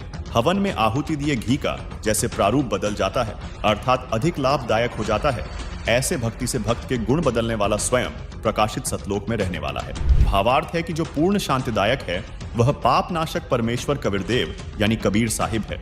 वह कर्मों के बंधन में बंधे हुओं के बंधन काटने वाला अर्थात बंदी छोड़ है, जो स्वयं प्रकाशित सतलोक में रहता है। यजुर्वेद के उपरोक्त मंत्र से सिद्ध होता है कि वास्तव में कबीर परमात्मा घोर पाप का भी नाश कर देता, जिससे हम सुखी होकर भक्ति कर सकते हैं। और इससे यह भी स्पष्ट होता है कि संत रामपाल जी महाराज द्वारा बताया जा रहा ज्ञान सत्य है। साथ ही ऋग्वेद मंडल 9 सूक्त 86 मंत्र 26 में लिखा है कि यज्ञ यानी धार्मिक अनुष्ठान अर्थात पूजा करने वाले भक्तों के लिए परमेश्वर सब रास्तों को सुगम करता हुआ उनके कष्टों को समाप्त करता है और साधक के पाप नाश करके शुद्ध करता है। अपने तेजोमय रूप को सरल यानी हल्के प्रकाश युक्त करके कबीरदेव यानी कबीर परमात्मा विद्युत यानी आकाशीय बिजली के समान तीव्र गति से चलकर आता है। बिजली की तरह क्रीड़ा करता हुआ श्रेष्ठ पुरुषों यानी नेक आत्मा भक्तों को मिलता है। उन्हीं नेक आत्माओं में से एक संत गरीबदास जी ने अपने सामने धर्मराज व कबीर परमात्मा के मध्य हुई वार्ता में बताया है। सुनिए। यहाँ क्या बता रहे हैं कि परमात्मा जब ऊपर लेकर गए गरीबदास जी को, तो परमेश्वर के शरीर से वहां जब उसने देखा ऐसी चमक थी और धर्मराज अपनी सिंहासन पर विराजमान था, न्यायाधीश परमात्मा वहां प्रवेश किया, एकदम वो कुर्सी छोड़ कर खड़ा हो गया, सिंहासन छोड़ कर, और ऐसे जैसे एक उच्च अधिकारी के सामने बहुत निम्न सत्र का अधिकारी करबद्ध होकर के सावधान हो जाता है और वो डांट लगाता है। उच्च अधिकारी छोटे अधिकारी को अपना आदेश देता है अपनी लैंग्वेज में और वो सब स्वीकार्य करता है, जो एक शिष्टाचार होता है। तो क्या कहते हैं, धर्मराज दरबार में देई कबीर तलाक, मेरे भूले चूके हंस को तू पकड़िए मत कजाक। है जिस धर्मराज के सामने ब्रह्मा विष्णु महेश की हिम्मत नहीं जाके को अपशब्द बोल दे, ये तो आप यहीं देख लो अपने चीफ जस्टिस के सामने प्रधानमंत्री की हिम्मत नहीं उसको जाके कुछ, वहाँ प्रधानमंत्री के सामने भी सिंहासन नहीं छोड़ेगा चीफ जस्टिस। हाँ, राष्ट्रपति जब जाएगा उसने पद छोड़ना पड़ेगा राष्ट्रपति के लिए। हमारे राष्ट्रपति इतने सर्वमान्य होते। इसी प्रकार जब धर्मराज ने देखा कि राष्ट्रपति आगे यानी पूरी विश्व के मालिक एकदम कुर्सी छोड़कर खड़े हो गए, परमात्मा क्या कहने लगे, धर्मराज दरबार में देई कबीर तलाक, मेरे भूले चूके हंस को तू पकड़िए मत कजाक। कि मेरा हंस और गलती से नाम भी त्याग दिया हो, गलती से ना जान रहा हो, जानबूझ कर बकवाद करे, उसका तो माफी है नहीं। और किसी कारण से भी आपको ने नाम ले रखा है और आपका ना जान रहा है, फिर छोड़ छाड़ गए कुछ दिन, तो जब आपकी मृत्यु होगी तो परमात्मा कहते हैं आपको वहाँ ले जाया जाएगा धर्मराज के पास। तो क्या कहते हैं, आपने जो 2-4 साल भक्ति कर ली, 2-4 वर्ष संत दास के यथार्थ नाम की, तो इन सभी मंत्रों का जो जाप आप कर रहे हो शरीर के अंदर, ब्रह्मा जी, विष्णु जी, शिव जी, गणेश जी, दुर्गा जी का, इनकी बहुत सी भक्ति संग्रहित हो जाती है, क्योंकि ये बहुत गजब का मंत्र है। इसके आधार से फिर आपको कोई किसी को विष्णु जी के लोक में कुछ दिन जाना पड़ेगा, वहाँ पर पुण्य खत्म करोगे, फिर वहाँ से पुण्य खत्म होते ही आपको ब्रह्मा जी के लोक में भेज देंगे, वहाँ देवता बन करोगे, फिर विष्णु जी के लोक में, फिर शिव जी के लोक में, अपनी सारी पूंजी नाश करके और फिर नरक लोक में। अब परमात्मा कहते हैं, तो वहाँ जब धर्मदास जी को परमात्मा धर्मराज के दरबार में धमका रहे थे कि मेरे भूले चूके हंस को भी तो पकड़िए मत कजाक, खबरदार मेरे हंस को तूने, जिसने न्यू कह दिया कि मैं कबीर साहब का उपदेश ले रखा था, तो आपको पता ही होगा वो कौन सा नाम जाप कर रहा है, उसकी भक्ति से पता लग जाएगा, तो उसको पकड़ना नहीं। फिर क्या कहता धर्मराज, क्या कहते हैं, बोले पुरुष कबीर से धर्मराय कर जोड़े, तुमरे हंस को पकड़ूं नहीं मन 2 लाख करोड़े। ने बोला जी आपके हंस न मैं नहीं पकड़ सकता, मैंने दोहाई है, लाख करोड़ दवाई। फिर क्या बताता, अपनी व्यवस्था, अपनी मजबूरी बता रहा है कि यहाँ का विधान है, जैसा कर्म जिसने किया है वो भोगना पड़ेगा। अब मेरे वो कागजों में होगा, तो यहाँ तो परमात्मा इस लिखत का हिसाब चलता है, जैसने जैसा कर्म किया वो भोगना पड़ेगा। आपकी शरण माने से पहले उस प्राणी ने जो आपसे बिछुड़ गया, उसके पाप भी होंगे पुण्य भी होंगे, तो मुझे तो दोनों का ही दंड देना पड़ेगा। तो परमात्मा क्या कहते हैं, धर्मधारी जारी नरा और भांग तमाकू खाई। यानी पहले कितनी गलती कर रखी है इसने, मद आहारी शराब पीने वाले, यानी और भी बहुत सी गलतियां जो कर दी हों, तमाकू भांग खाते हों, और पर्दा राग पर घर तकें, दूसरे की पत्नी में पूरी नीयत रखते हैं, दूसरे के घर को तकते हैं, यानी चोरी दाव लगाते हैं, उनको पकड़ूं के नहीं। आपकी शरण माने से पहले जिन्होंने जो गलतियां ये कर रखी हैं दाता, उनको पकड़ूं के नहीं। मदहारी जारी नरा जो भांग तमाकू खाही, पर दारा पर घर तकें जिनको लो अकनाही। धर्मराय विनती करे सुनियो पुरुष कबीर, हे भगवान कबीर सुनियो, जिनको तो पकड़ने पड़ेंगे और जड़नी पड़े जंजीर। अब परमात्मा क्या कहते हैं, कर्मों से तीरथ हैं अब हैं जो शरण कबीर, जिनको निश्चय मारे हूं और काटो बल तकसीर। यानी परमात्मा क्या कहते हैं, पहले किए सो बकस हूँ आगे करे ना कोई, गरीबदास कबीर कहे धर्मराय सो नाम रटे मम सोई। ये करम वरम ब्रह्मंड के मैं पल में करहूँ नेश, जिन हमरी दो ही दी सो करो हमारे पेश।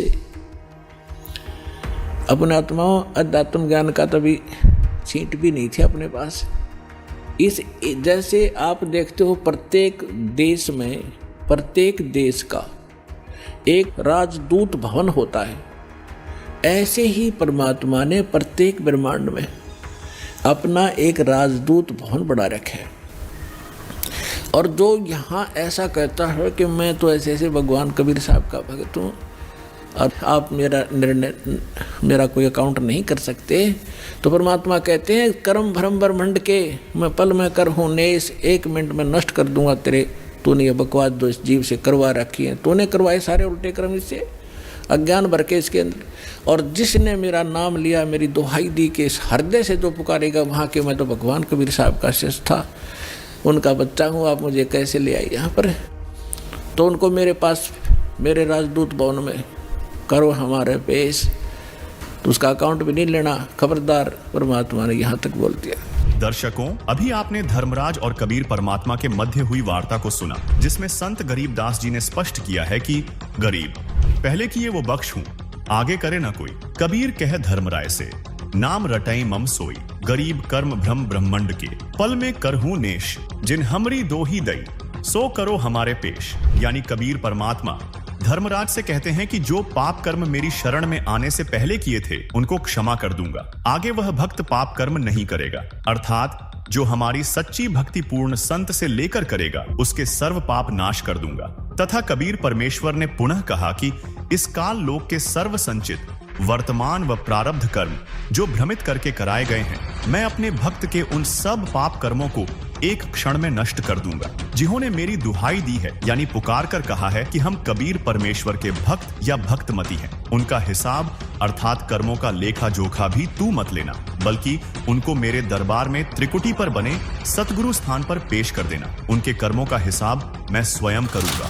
दोस्तों, बात साफ है, पूर्ण परमात्मा कबीर जी ही वो सच्चे रक्षक हैं जो हर मुसीबत में हमारी ढाल बनते हैं, मगर उनकी लीलाएं इतनी गुप्त हैं कि आम इंसान को भनक भी नहीं लगती।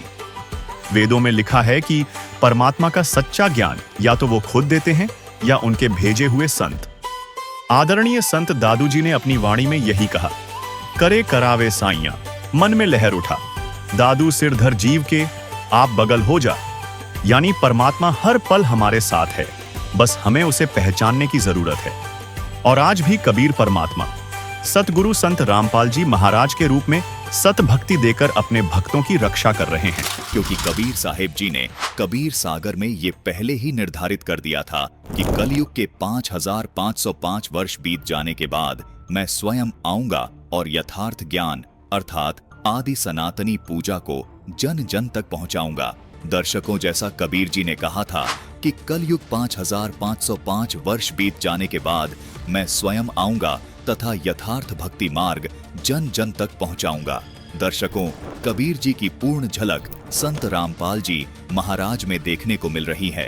मम संत मुझे जान मेरा ही स्वरूपम, ये मत सोचना कि मैं ही आऊंगा, ये दास उसी का स्वरूप भेज रखा है, यानी अपना कुत्ता भेज रखा है, इसको कबीर परमात्मा ही जानो। इसमें श्रद्धालुओं को तनिक भी शंका नहीं करनी चाहिए कि संत रामपाल जी महाराज के रूप में स्वयं कबीर परमात्मा ही लीला कर रहे हैं।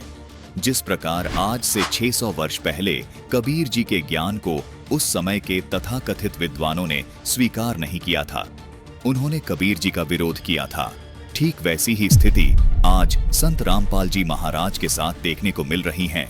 कबीर जी जिस तरह निर्भीक और बेपरवाह अपने आध्यात्मिक ज्ञान को जन जन तक पहुंचा रहे थे, ठीक वैसे ही संत रामपाल जी महाराज कबीर परमात्मा के स्वरूप अपने द्वारा 600 वर्ष पहले शुरू किए जन कल्याण के मिशन को निरंतर आगे बढ़ा रहे हैं। दर्शकों, जो अद्भुत और प्रमाणित ज्ञान संत रामपाल जी महाराज ने उजागर किया है, वो केवल कबीर परमेश्वर ही कर सकते हैं। ये आपकी श्रद्धा और विवेक पर निर्भर करता है कि आप संत रामपाल जी महाराज को कबीर जी द्वारा भेजे गए परम संत के तौर पर देखते हैं या कबीर जी के रूप में। लेकिन ये बात स्पष्ट है कि दोनों ही सूरत में मानव का कल्याण हो रहा है। दोस्तों, आज के इस खास एपिसोड में हमने रक्षाबंधन के पर्व को गहराई से समझा और उन सवालों की तह तक गए जो हमारे मन में छिपे थे। हमने जाना कि राखी का धागा भले ही भाई बहन के प्यार का प्रतीक हो, लेकिन सच्ची रक्षा का आधार शास्त्रों में बताई गई सत भक्ति है। हमारे पवित्र वेद और गीता जी साफ कहते हैं कि न राखी, न व्रत, न ही देवी देवताओं की पूजा हमें पूर्ण रक्षा दे सकती है। असली रक्षक तो वही पूर्ण परमात्मा कबीर जी हैं, जिन्होंने सर्व सृष्टि की रचना की और जो हर संकट में हमारी ढाल बनते हैं। दोस्तों, आज पूर्ण संत के रूप में पूर्ण परमात्मा कबीर जी धरती पर विद्यमान हैं, तो रक्षाबंधन की रस्मों में उलझने का क्या फायदा, जब ना रक्षा पक्की ना लाभ स्थायी। तो इस रक्षाबंधन क्यों ना हम जगत गुरु तत्वदर्शी संत रामपाल जी महाराज से नाम दीक्षा लेकर असली रक्षा की चाबी हासिल करें, यानी सतभक्ति हासिल करें, जिससे आपके जीवन की भी रक्षा होगी और मोक्ष भी मिलेगा। अगर आप इस सतभक्ति के रास्ते को और समझना चाहते हैं तो तुरंत संत रामपाल जी महाराज के सत्संग संत रामपाल जी महाराज YouTube चैनल पर सुने। दोस्तों, राखी का धागा एक दिन का बंधन देता है, लेकिन सतभक्ति जन्म जन्मांतर की रक्षा करती है। तो देर न करें, आज ही सच्चे रक्षक की शरण में आएं और अपने जीवन को सुखमय बनाएं। अंत में आप सभी इस रक्षा बंधन पर सतभक्ति अपनाएं, सच्ची रक्षा पाएं। अब आपको कुछ भक्तों के अनुभव दिखाते हैं, परमात्मा कबीर परमेश्वर की शरण माने के बाद उनको कैसे सुख मिले। पहले वो कितने कष्ट से जीवन जी रहे थे और परमात्मा ने आज उनको हाथों पर रख लिया। समर्थ का शरणा गहो रंग होरी हो और कभू ना हो काज राम रंग होरी हो। सत साहिब दर्शकों, सुख और शांति की खोज में लोग विभिन्न भक्ति मार्ग अपनाते हैं और उस समर्थ भगवान को पुकारते हैं जो इन्हें सुख, शांति और मोक्ष प्रदान कर सके। इसी खोज में लगे थे हरिद्वार के रहने वाले सतपाल जी। इन्होंने स्वरूपानंद जी महाराज से नाम उपदेश लिया, परंतु नाम उपदेश लेने के बाद लाभ मिलने की जगह इनका सर्वनाश हो गया। आज सतपाल जी का कहना है कि यदि मुझे संत रामपाल जी महाराज की शरण नहीं मिलती तो मेरा जीवन पूरी तरह समाप्त हो गया होता। आज ये कह रहे हैं कि संत रामपाल जी महाराज ही इस पूरे विश्व में एकमात्र तत्वदर्शी और पूर्ण संत हैं। आइए जानते हैं कि आखिर सतपाल जी ऐसा क्यों कह रहे हैं। सुनते हैं सतपाल जी की कहानी उन्हीं की जुबानी। नमस्कार सर। नमस्कार। सर क्या नाम है आपका? सत्यपाल सिंह। सर कहाँ के रहने वाले हैं आप? गांव बादझोड़ी, जिला हरिद्वार, उत्तराखंड से। संत रामपाल जी महाराज से नाम दीक्षा आपने कब ली? ये संत रामपाल जी महाराज से हमने 12 जुलाई 2013 को। संत रामपाल जी महाराज से नाम दीक्षा लेने से पहले क्या आप कोई भक्ति साधना भी करते थे? ये मैं नगली वालों से जुड़ा हुआ था जी। स्वरूपानंद जी महाराज जो नामदान था वहाँ पे नगली में, तो आश्रम में जब मैं शुरू में गया तो उन्होंने मुझे कहा वो तुम्हें दिखा कर लाते हैं, वहाँ एक गुरु आया है। तो फिर मैं चला गया जी उनके पास। उन्होंने मुझे नामदान दिया और उन्होंने कहा कि मेरे पास बैठ जाओ। उन्होंने मेरे कान में फूंक मार के अरे बस ये कह दिया जाओ हमने तुम्हें नाम दे दिया। मैंने पूछा जी आपने क्या कहा? कहने लगा वो तो मैंने आपके अंदर फीड कर दिया। मैंने कहा जी मुझे तो आवाज़ ही नहीं आई। कहने लगे नहीं मैंने वो नाम शब्द दे दिया आपको। फिर उसके बाद वो कहने लगे दोबारा जब मैं गया, मैंने कहा गुरु जी हम आए हैं वहाँ से। तो फिर वो ऐसी अवस्था में पड़े थे कि वो बोल सके ना हमें कह सके। तो तीसरी बार हम गए, तीसरी बार उनका शरीर पूरा हो गया। ऐसा करके तो मैं नामदान लिया था जी वहाँ से। उसके बाद मैं 20-22 साल भक्ति करता रहा जी। भक्ति करते करते ही मेरा वो क्या नाम, मैं एक बड़े लड़के की शादी करी थी जी। उससे 10 दिन बाद ही मेरा छोटा लड़का और एक भतीजा मेरे दोनों ख़त्म हो गए जी, एक्सीडेंट में मारे गए। फिर कहने लगे जी चलो बड़ा चला गया, फिर अगले साल तुम्हें भगवान दूसरा देगा, छोटा आ जाएगा जी। फिर पोता होया जी मेरे। फिर उसके बाद वो पोता भी ख़त्म हो गया 3 दिन के बाद। फिर मैं 4 महीने मुझे होश नहीं आई, मैं ऐसे पड़ा रहा चेत अवस्था में। जो भी आता था कहता था सतपाल ऐसे तो तू मर जाओगा। कहने लगे अब भी सोच ले कुछ दिमाग में, इसे बात को निकाल दे। मैंने कहा जी मुझे नहीं पता कुछ क्या हुआ क्या नहीं। फिर कुछ दिनों बाद ही मेरा छोटा भाई था जी, 4 लड़के और 1 लड़के, उन्हें छोड़कर वो भी ख़त्म हो गया जी। अब मैं अकेला रह गया। मुझे ये नहीं पता रहा कि तेरा शरीर है भी नहीं है। मैं काफ़ी दिनों भटकता रहा। मेरे पर ऐसे ऐसे कर्म करवाए जो मैं नहीं कर सकता। आज मैं उन कर्मों को सुन कर रोता हूँ और मेरे याद आ जाता है। कहीं कहीं ले जाकर मुझे कहने लगे वो बकरा मांग रही है, वो मुर्गा मांग रही है। मैंने कहा मैं तो हाथ भी लगाता, जब मैंने अंडे तक भी नहीं हाथ लगाया, मैंने बीड़ी तक नहीं पी।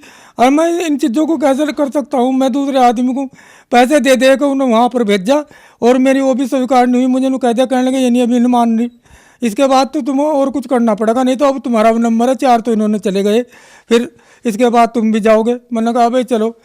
अब इसी तरह एक वो मैं थोड़ा सा मुझे कुछ आराम सा हुआ। आराम होने के बाद कहने लगे भाई जब तेरी सारी समस्या इतनी है चलो तुम्हें नगली दरबार में ले चलते हैं, वहाँ गुरुजी से बात करेंगे। अब वे मुझे लेकर चले गए वहाँ। कहने लगे जिनकी समस्या इस तरह है आप देखो जी। उन्होंने मुझे बताया, कहने लगे जी आप माता का पाठ करवा लो।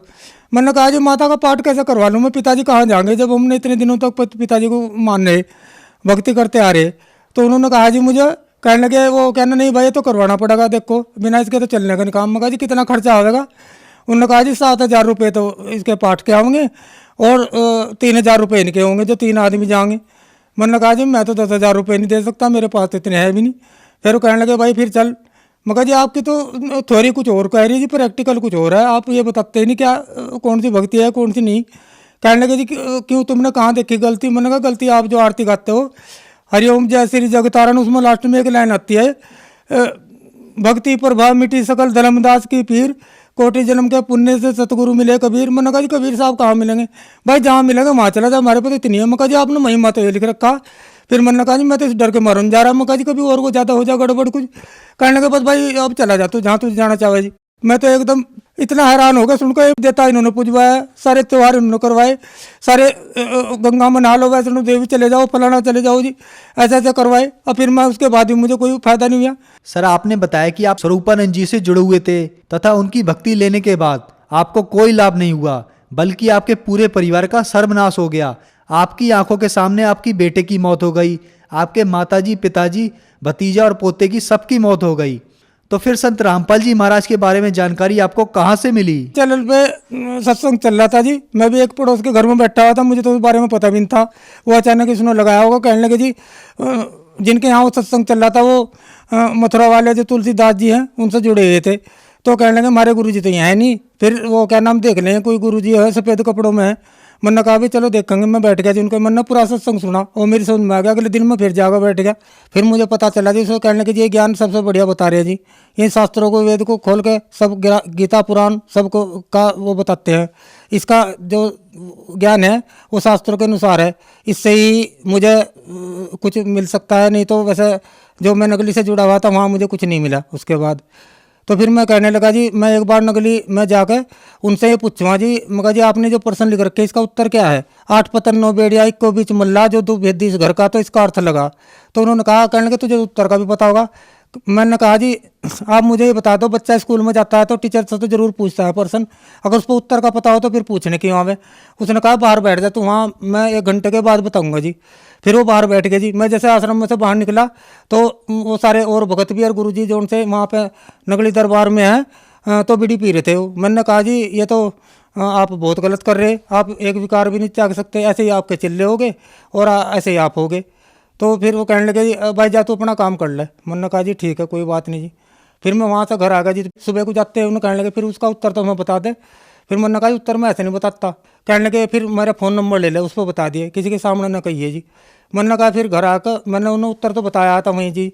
फिर मैं घर आ गया जी। फिर मैं ये ठान ली थी मन में, मैं तो अब नगली दरबार नहीं जाऊँगा, मैं तो संत रामपाल जी महाराज की शरण में जाऊँगा, चाहे मुझे किसी तरह भी मिले। फिर मैं भटकता रहा जी।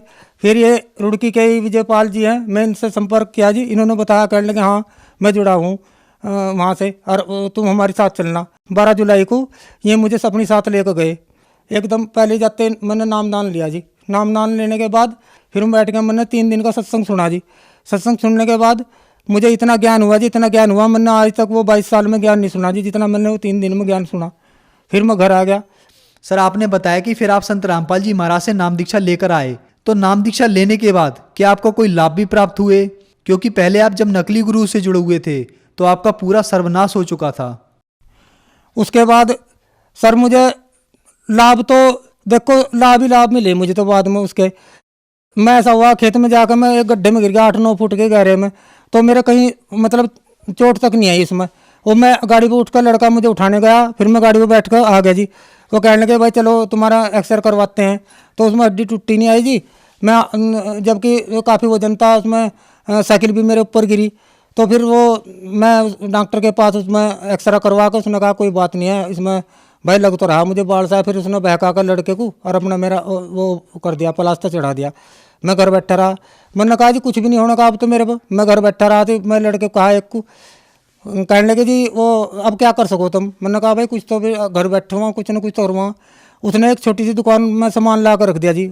मैंने वो सामान रखा जी, मैं वहाँ बैठा बैठा रहा जी। आज वो दुकान छोटी सी दुकान है जी, मुझे इतना फल दे रही है, इतने फल दे रही है, मेरे सब काम सिद्ध हो जाते हैं। और जब मेरा ये सब परिवार नष्ट हो गया था जी, मैं रोते रोते खेतों में भी घर में भी रोता रहता था जी। तो ये लोग कहते थे अब क्या करोगे तुम? मेरी आंखें भी खराब होने लगी जी। फिर मैंने कहा भाई मैं तो आंखें टेस्ट करवाऊंगा। उन्होंने क्या कहने लगे मुझे नगली वाले, कहने लगे अब तो तू संत रामपाल महाराज की शरण में चलेगा, अब क्या जरूरत है तुझे दवाई की? देखो जी अब मेरी उम्र 60-61 साल होगी जी। मैं संत रामपाल जी महाराज की शरण में ही कह रहा है सच्चे मन से। अब मैंने कोई दवाई भी इस्तेमाल नहीं करी, मेरी आंखें अब तक सही है, चाहे मेरे पर जहाँ तक का पढ़वा लो। मैंने 1 पैसे की भी दवाई नहीं ली। और सब कहते थे इस बात को, कहने लगे भाई अब तो तू तेरी तो शक्ल भी बहुत बदल गई, पहले तो बहुत वो था, अब तो अच्छा शरीर में भी ठीक हो रहा। ये सब मालिक की कृपा है संत रामपाल जी महाराज की। और इसके सिवा मैं ज़्यादा न कहते बस इतना ही कहना चाहूँ जी। देखो आप छोड़ इसे सब कुछ धंधे को छोड़कर एक की शरण में चले जाओ, एक से आपको सब कुछ मिलेगा। नहीं तो आप दर दर ऐसे भटकोगे जैसे मैं भटका। मेरे जैसे दुखी तो पता नहीं कितने होंगे जी, कितने फिरेंगे जी। अब उन्हें भी थोड़ा सा सोच लेना चाहिए। कहने लगे भाई देखो ये जो साधना कर रहे हो इनकी साधना से इन्हें कितने सुख मिले हैं। अब भगतमती भी 4 महीने के बाद कहने लगी जी हमारी, मैं भी संत रामपाल जी महाराज की शरण में जाऊँगी। तो 4 महीने बाद हमारी जो भगतमती है उसने भी नाम ले लिया जी संत रामपाल जी से। अब आज वो भी अपनी ठीक भक्ति कर रही है जी, और वो भी सुखी है और हम भी सुखी हैं। हमें तो पूरे परिवार में मन चैन है जी, किसी चीज़ की चिंता नहीं है। मालिक ने ऐसी अपनी शरण में ले जा करके सब कुछ सुख दे दिए हैं जी। संत रामपाल जी महाराज से नाम दीक्षा लेने के बाद आपको सुख मिला, आपकी पत्नी ने भी नाम दीक्षा ली और उन्हें भी आज सुख मिला। तो जो समाज आज आपको देख रहा है, आप उन्हें क्या संदेश देना चाहोगे? समाज को तो मैं हाथ जोड़कर प्रार्थना करता हूँ जो ये कहते हैं कि आप एक गुरु को छोड़कर दूसरा गुरु बना लिया। दत्तात्रेय ने 24 गुरु बनाए थे। जब उसको भी शांति मिली तो 25वां जो कबीर साहब को गुरु बनाया तो तब जाकर उसे शांति मिली। अब मैं भी इसलिए कहता हूँ कि देखो गुरु तो गुरु इतना लग, हम डॉक्टर के पास जाते हैं और हमारी दवाई हमारा इलाज सही ना करे और दवाई सही ना देवे तो डॉक्टर तो वही जो एक बार दवाई देगा तो उनको ऐसा कहना कि दोबारा आने की जरूरत नहीं है। तो फिर अब ये बार बार आप अपने मन में अपने आप ही सोच लो कि आपको किससे फ़ायदा हो सकता है, किससे नहीं हो सकता फ़ायदा। जब आप ये नहीं जानते, ये तो आपके पूरे जन्म की बैटरी चार्ज है जो आप सुख ले रहे हो, नहीं तो इसके बाद आपकी ऐसे ही डिस्चार्ज हो जाएगी जैसे मेरी होगी और फिर सारी सुविधा खत्म होगी बिल्कुल उसके बाद। तो मैं बार बार हाथ जोड़कर आपसे यही प्रार्थना करना चाहता हूँ कि संत रामपाल जी महाराज की शरण में आ जाओ और अपने जो विकार है ये अंदर जो उनसे इन सब से छुटकारा पा लो और मोक्ष प्राप्त करो। संत रामपाल जी महाराज की शरण में आने के लिए क्या करना होगा? संत रामपाल जी महाराज की शरण में आने के लिए आप ये जो कई चैनल पर प्रोग्राम आता है इनका, शाम को चैनल पर भी आता है, तो आप देखना खोलकर पूरा सत्संग सुनना और सत्संग सुनने के बाद ही आपको विश्वास हो जाएगा कि ये कौन सा ज्ञान बता रहे हैं। और ज्ञान सुनने के बाद आपको नीचे अगर उनसे जुड़ना हो तो नीचे पट्टी आती है जो उस पर नंबर आते हैं, आप उन पर SMS कर पुस्तक भी निःशुल्क मंगा सकते हो, जीने की राह और ज्ञान गंगा भी। पता ना चले तो किसी गांव में ही जो संत रामपाल जी से जुड़े हैं उनसे संपर्क करके और जहाँ पर सेंटर है वहाँ से आप नामदान ले सकते हैं। ये तो जगह जगह नाम स्थल खुले हुए हैं सब जिलों में और सभी भक्तों को नाम वहीं पर दिया जा रहा है अब। धन्यवाद सर। सत साई। तो पुण्यात्माओं, आपका कर्तव्य बनता है, कहते हैं आप तेरे जगतार ही। आपका तो कल्याण निश्चित है यदि मर्यादा में रहोगे और भक्ति करते रहोगे, आपका और आपके परिवार का तो कल्याण निश्चित है। लेकिन आपका ये भी कर्तव्य बनता है, फर्ज बना है, भूले न राह बतावे। जिसको ज्ञान नहीं है, भटक रहे हैं, उनको कोशिश करें समझाने की, लेकिन प्यार से। किसी को आप समझाने की चेष्टा करोगे उसको एक बार तो कड़वा लगेगा। आपको भी ऐसा ही महसूस हुआ होगा प्रारंभ में, हमें भी ऐसा ही लगा था। जैसे गोरखनाथ जी को परमात्मा ने कहा था, गोरखनाथ मैं सबका गुरुआ, मैं सबका गुरु हूं पूरे विश्व का। तो गोरखनाथ जी कह रहे थे, आपका तुमरा वचन मोह लाग गए कड़ुआ। आप जो कह रहे हो ना अपने आप को मैं सबका मार्गदर्शक हूँ, गुरु हूँ, ये बात मुझे अच्छी नहीं लगती, कड़वी लगती है, बुरी लगती है। तो परमेश्वर ने कहा था कि कड़वा लगे सो मीठा होई, हमरी बात पतीजा जोई।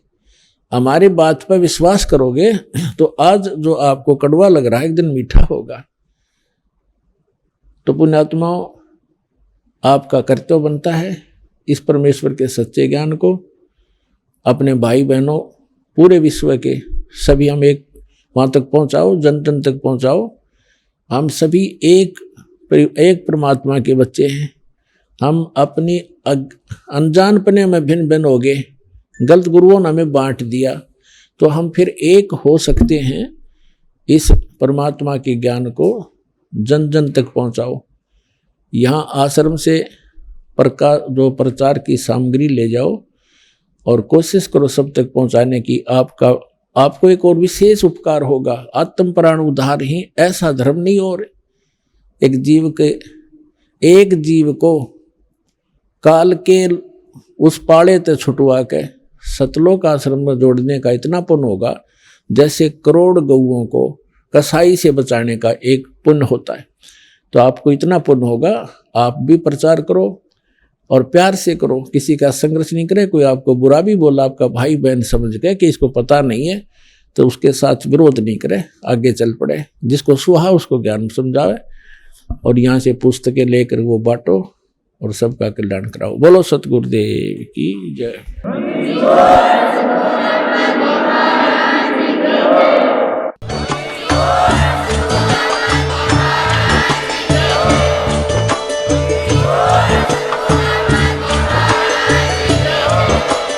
आप सुन रहे थे जगत गुरु तत्वदर्शी संत रामपाल जी महाराज जी के मंगल प्रवचन। अधिक जानकारी के लिए विजिट कीजिए हमारी वेबसाइट www.jagatgururampalji.org। संत रामपाल जी महाराज जी के शुभ आशीर्वाद से पूरे विश्व भर में 500 से भी ज्यादा नाम दीक्षा केंद्र हैं, जिन पर संत रामपाल जी महाराज जी द्वारा ऑनलाइन निशुल्क नाम दीक्षा दी जा रही है। अपने नजदीकी नाम दीक्षा केंद्र का पता करने के लिए संपर्क करें 8222880541।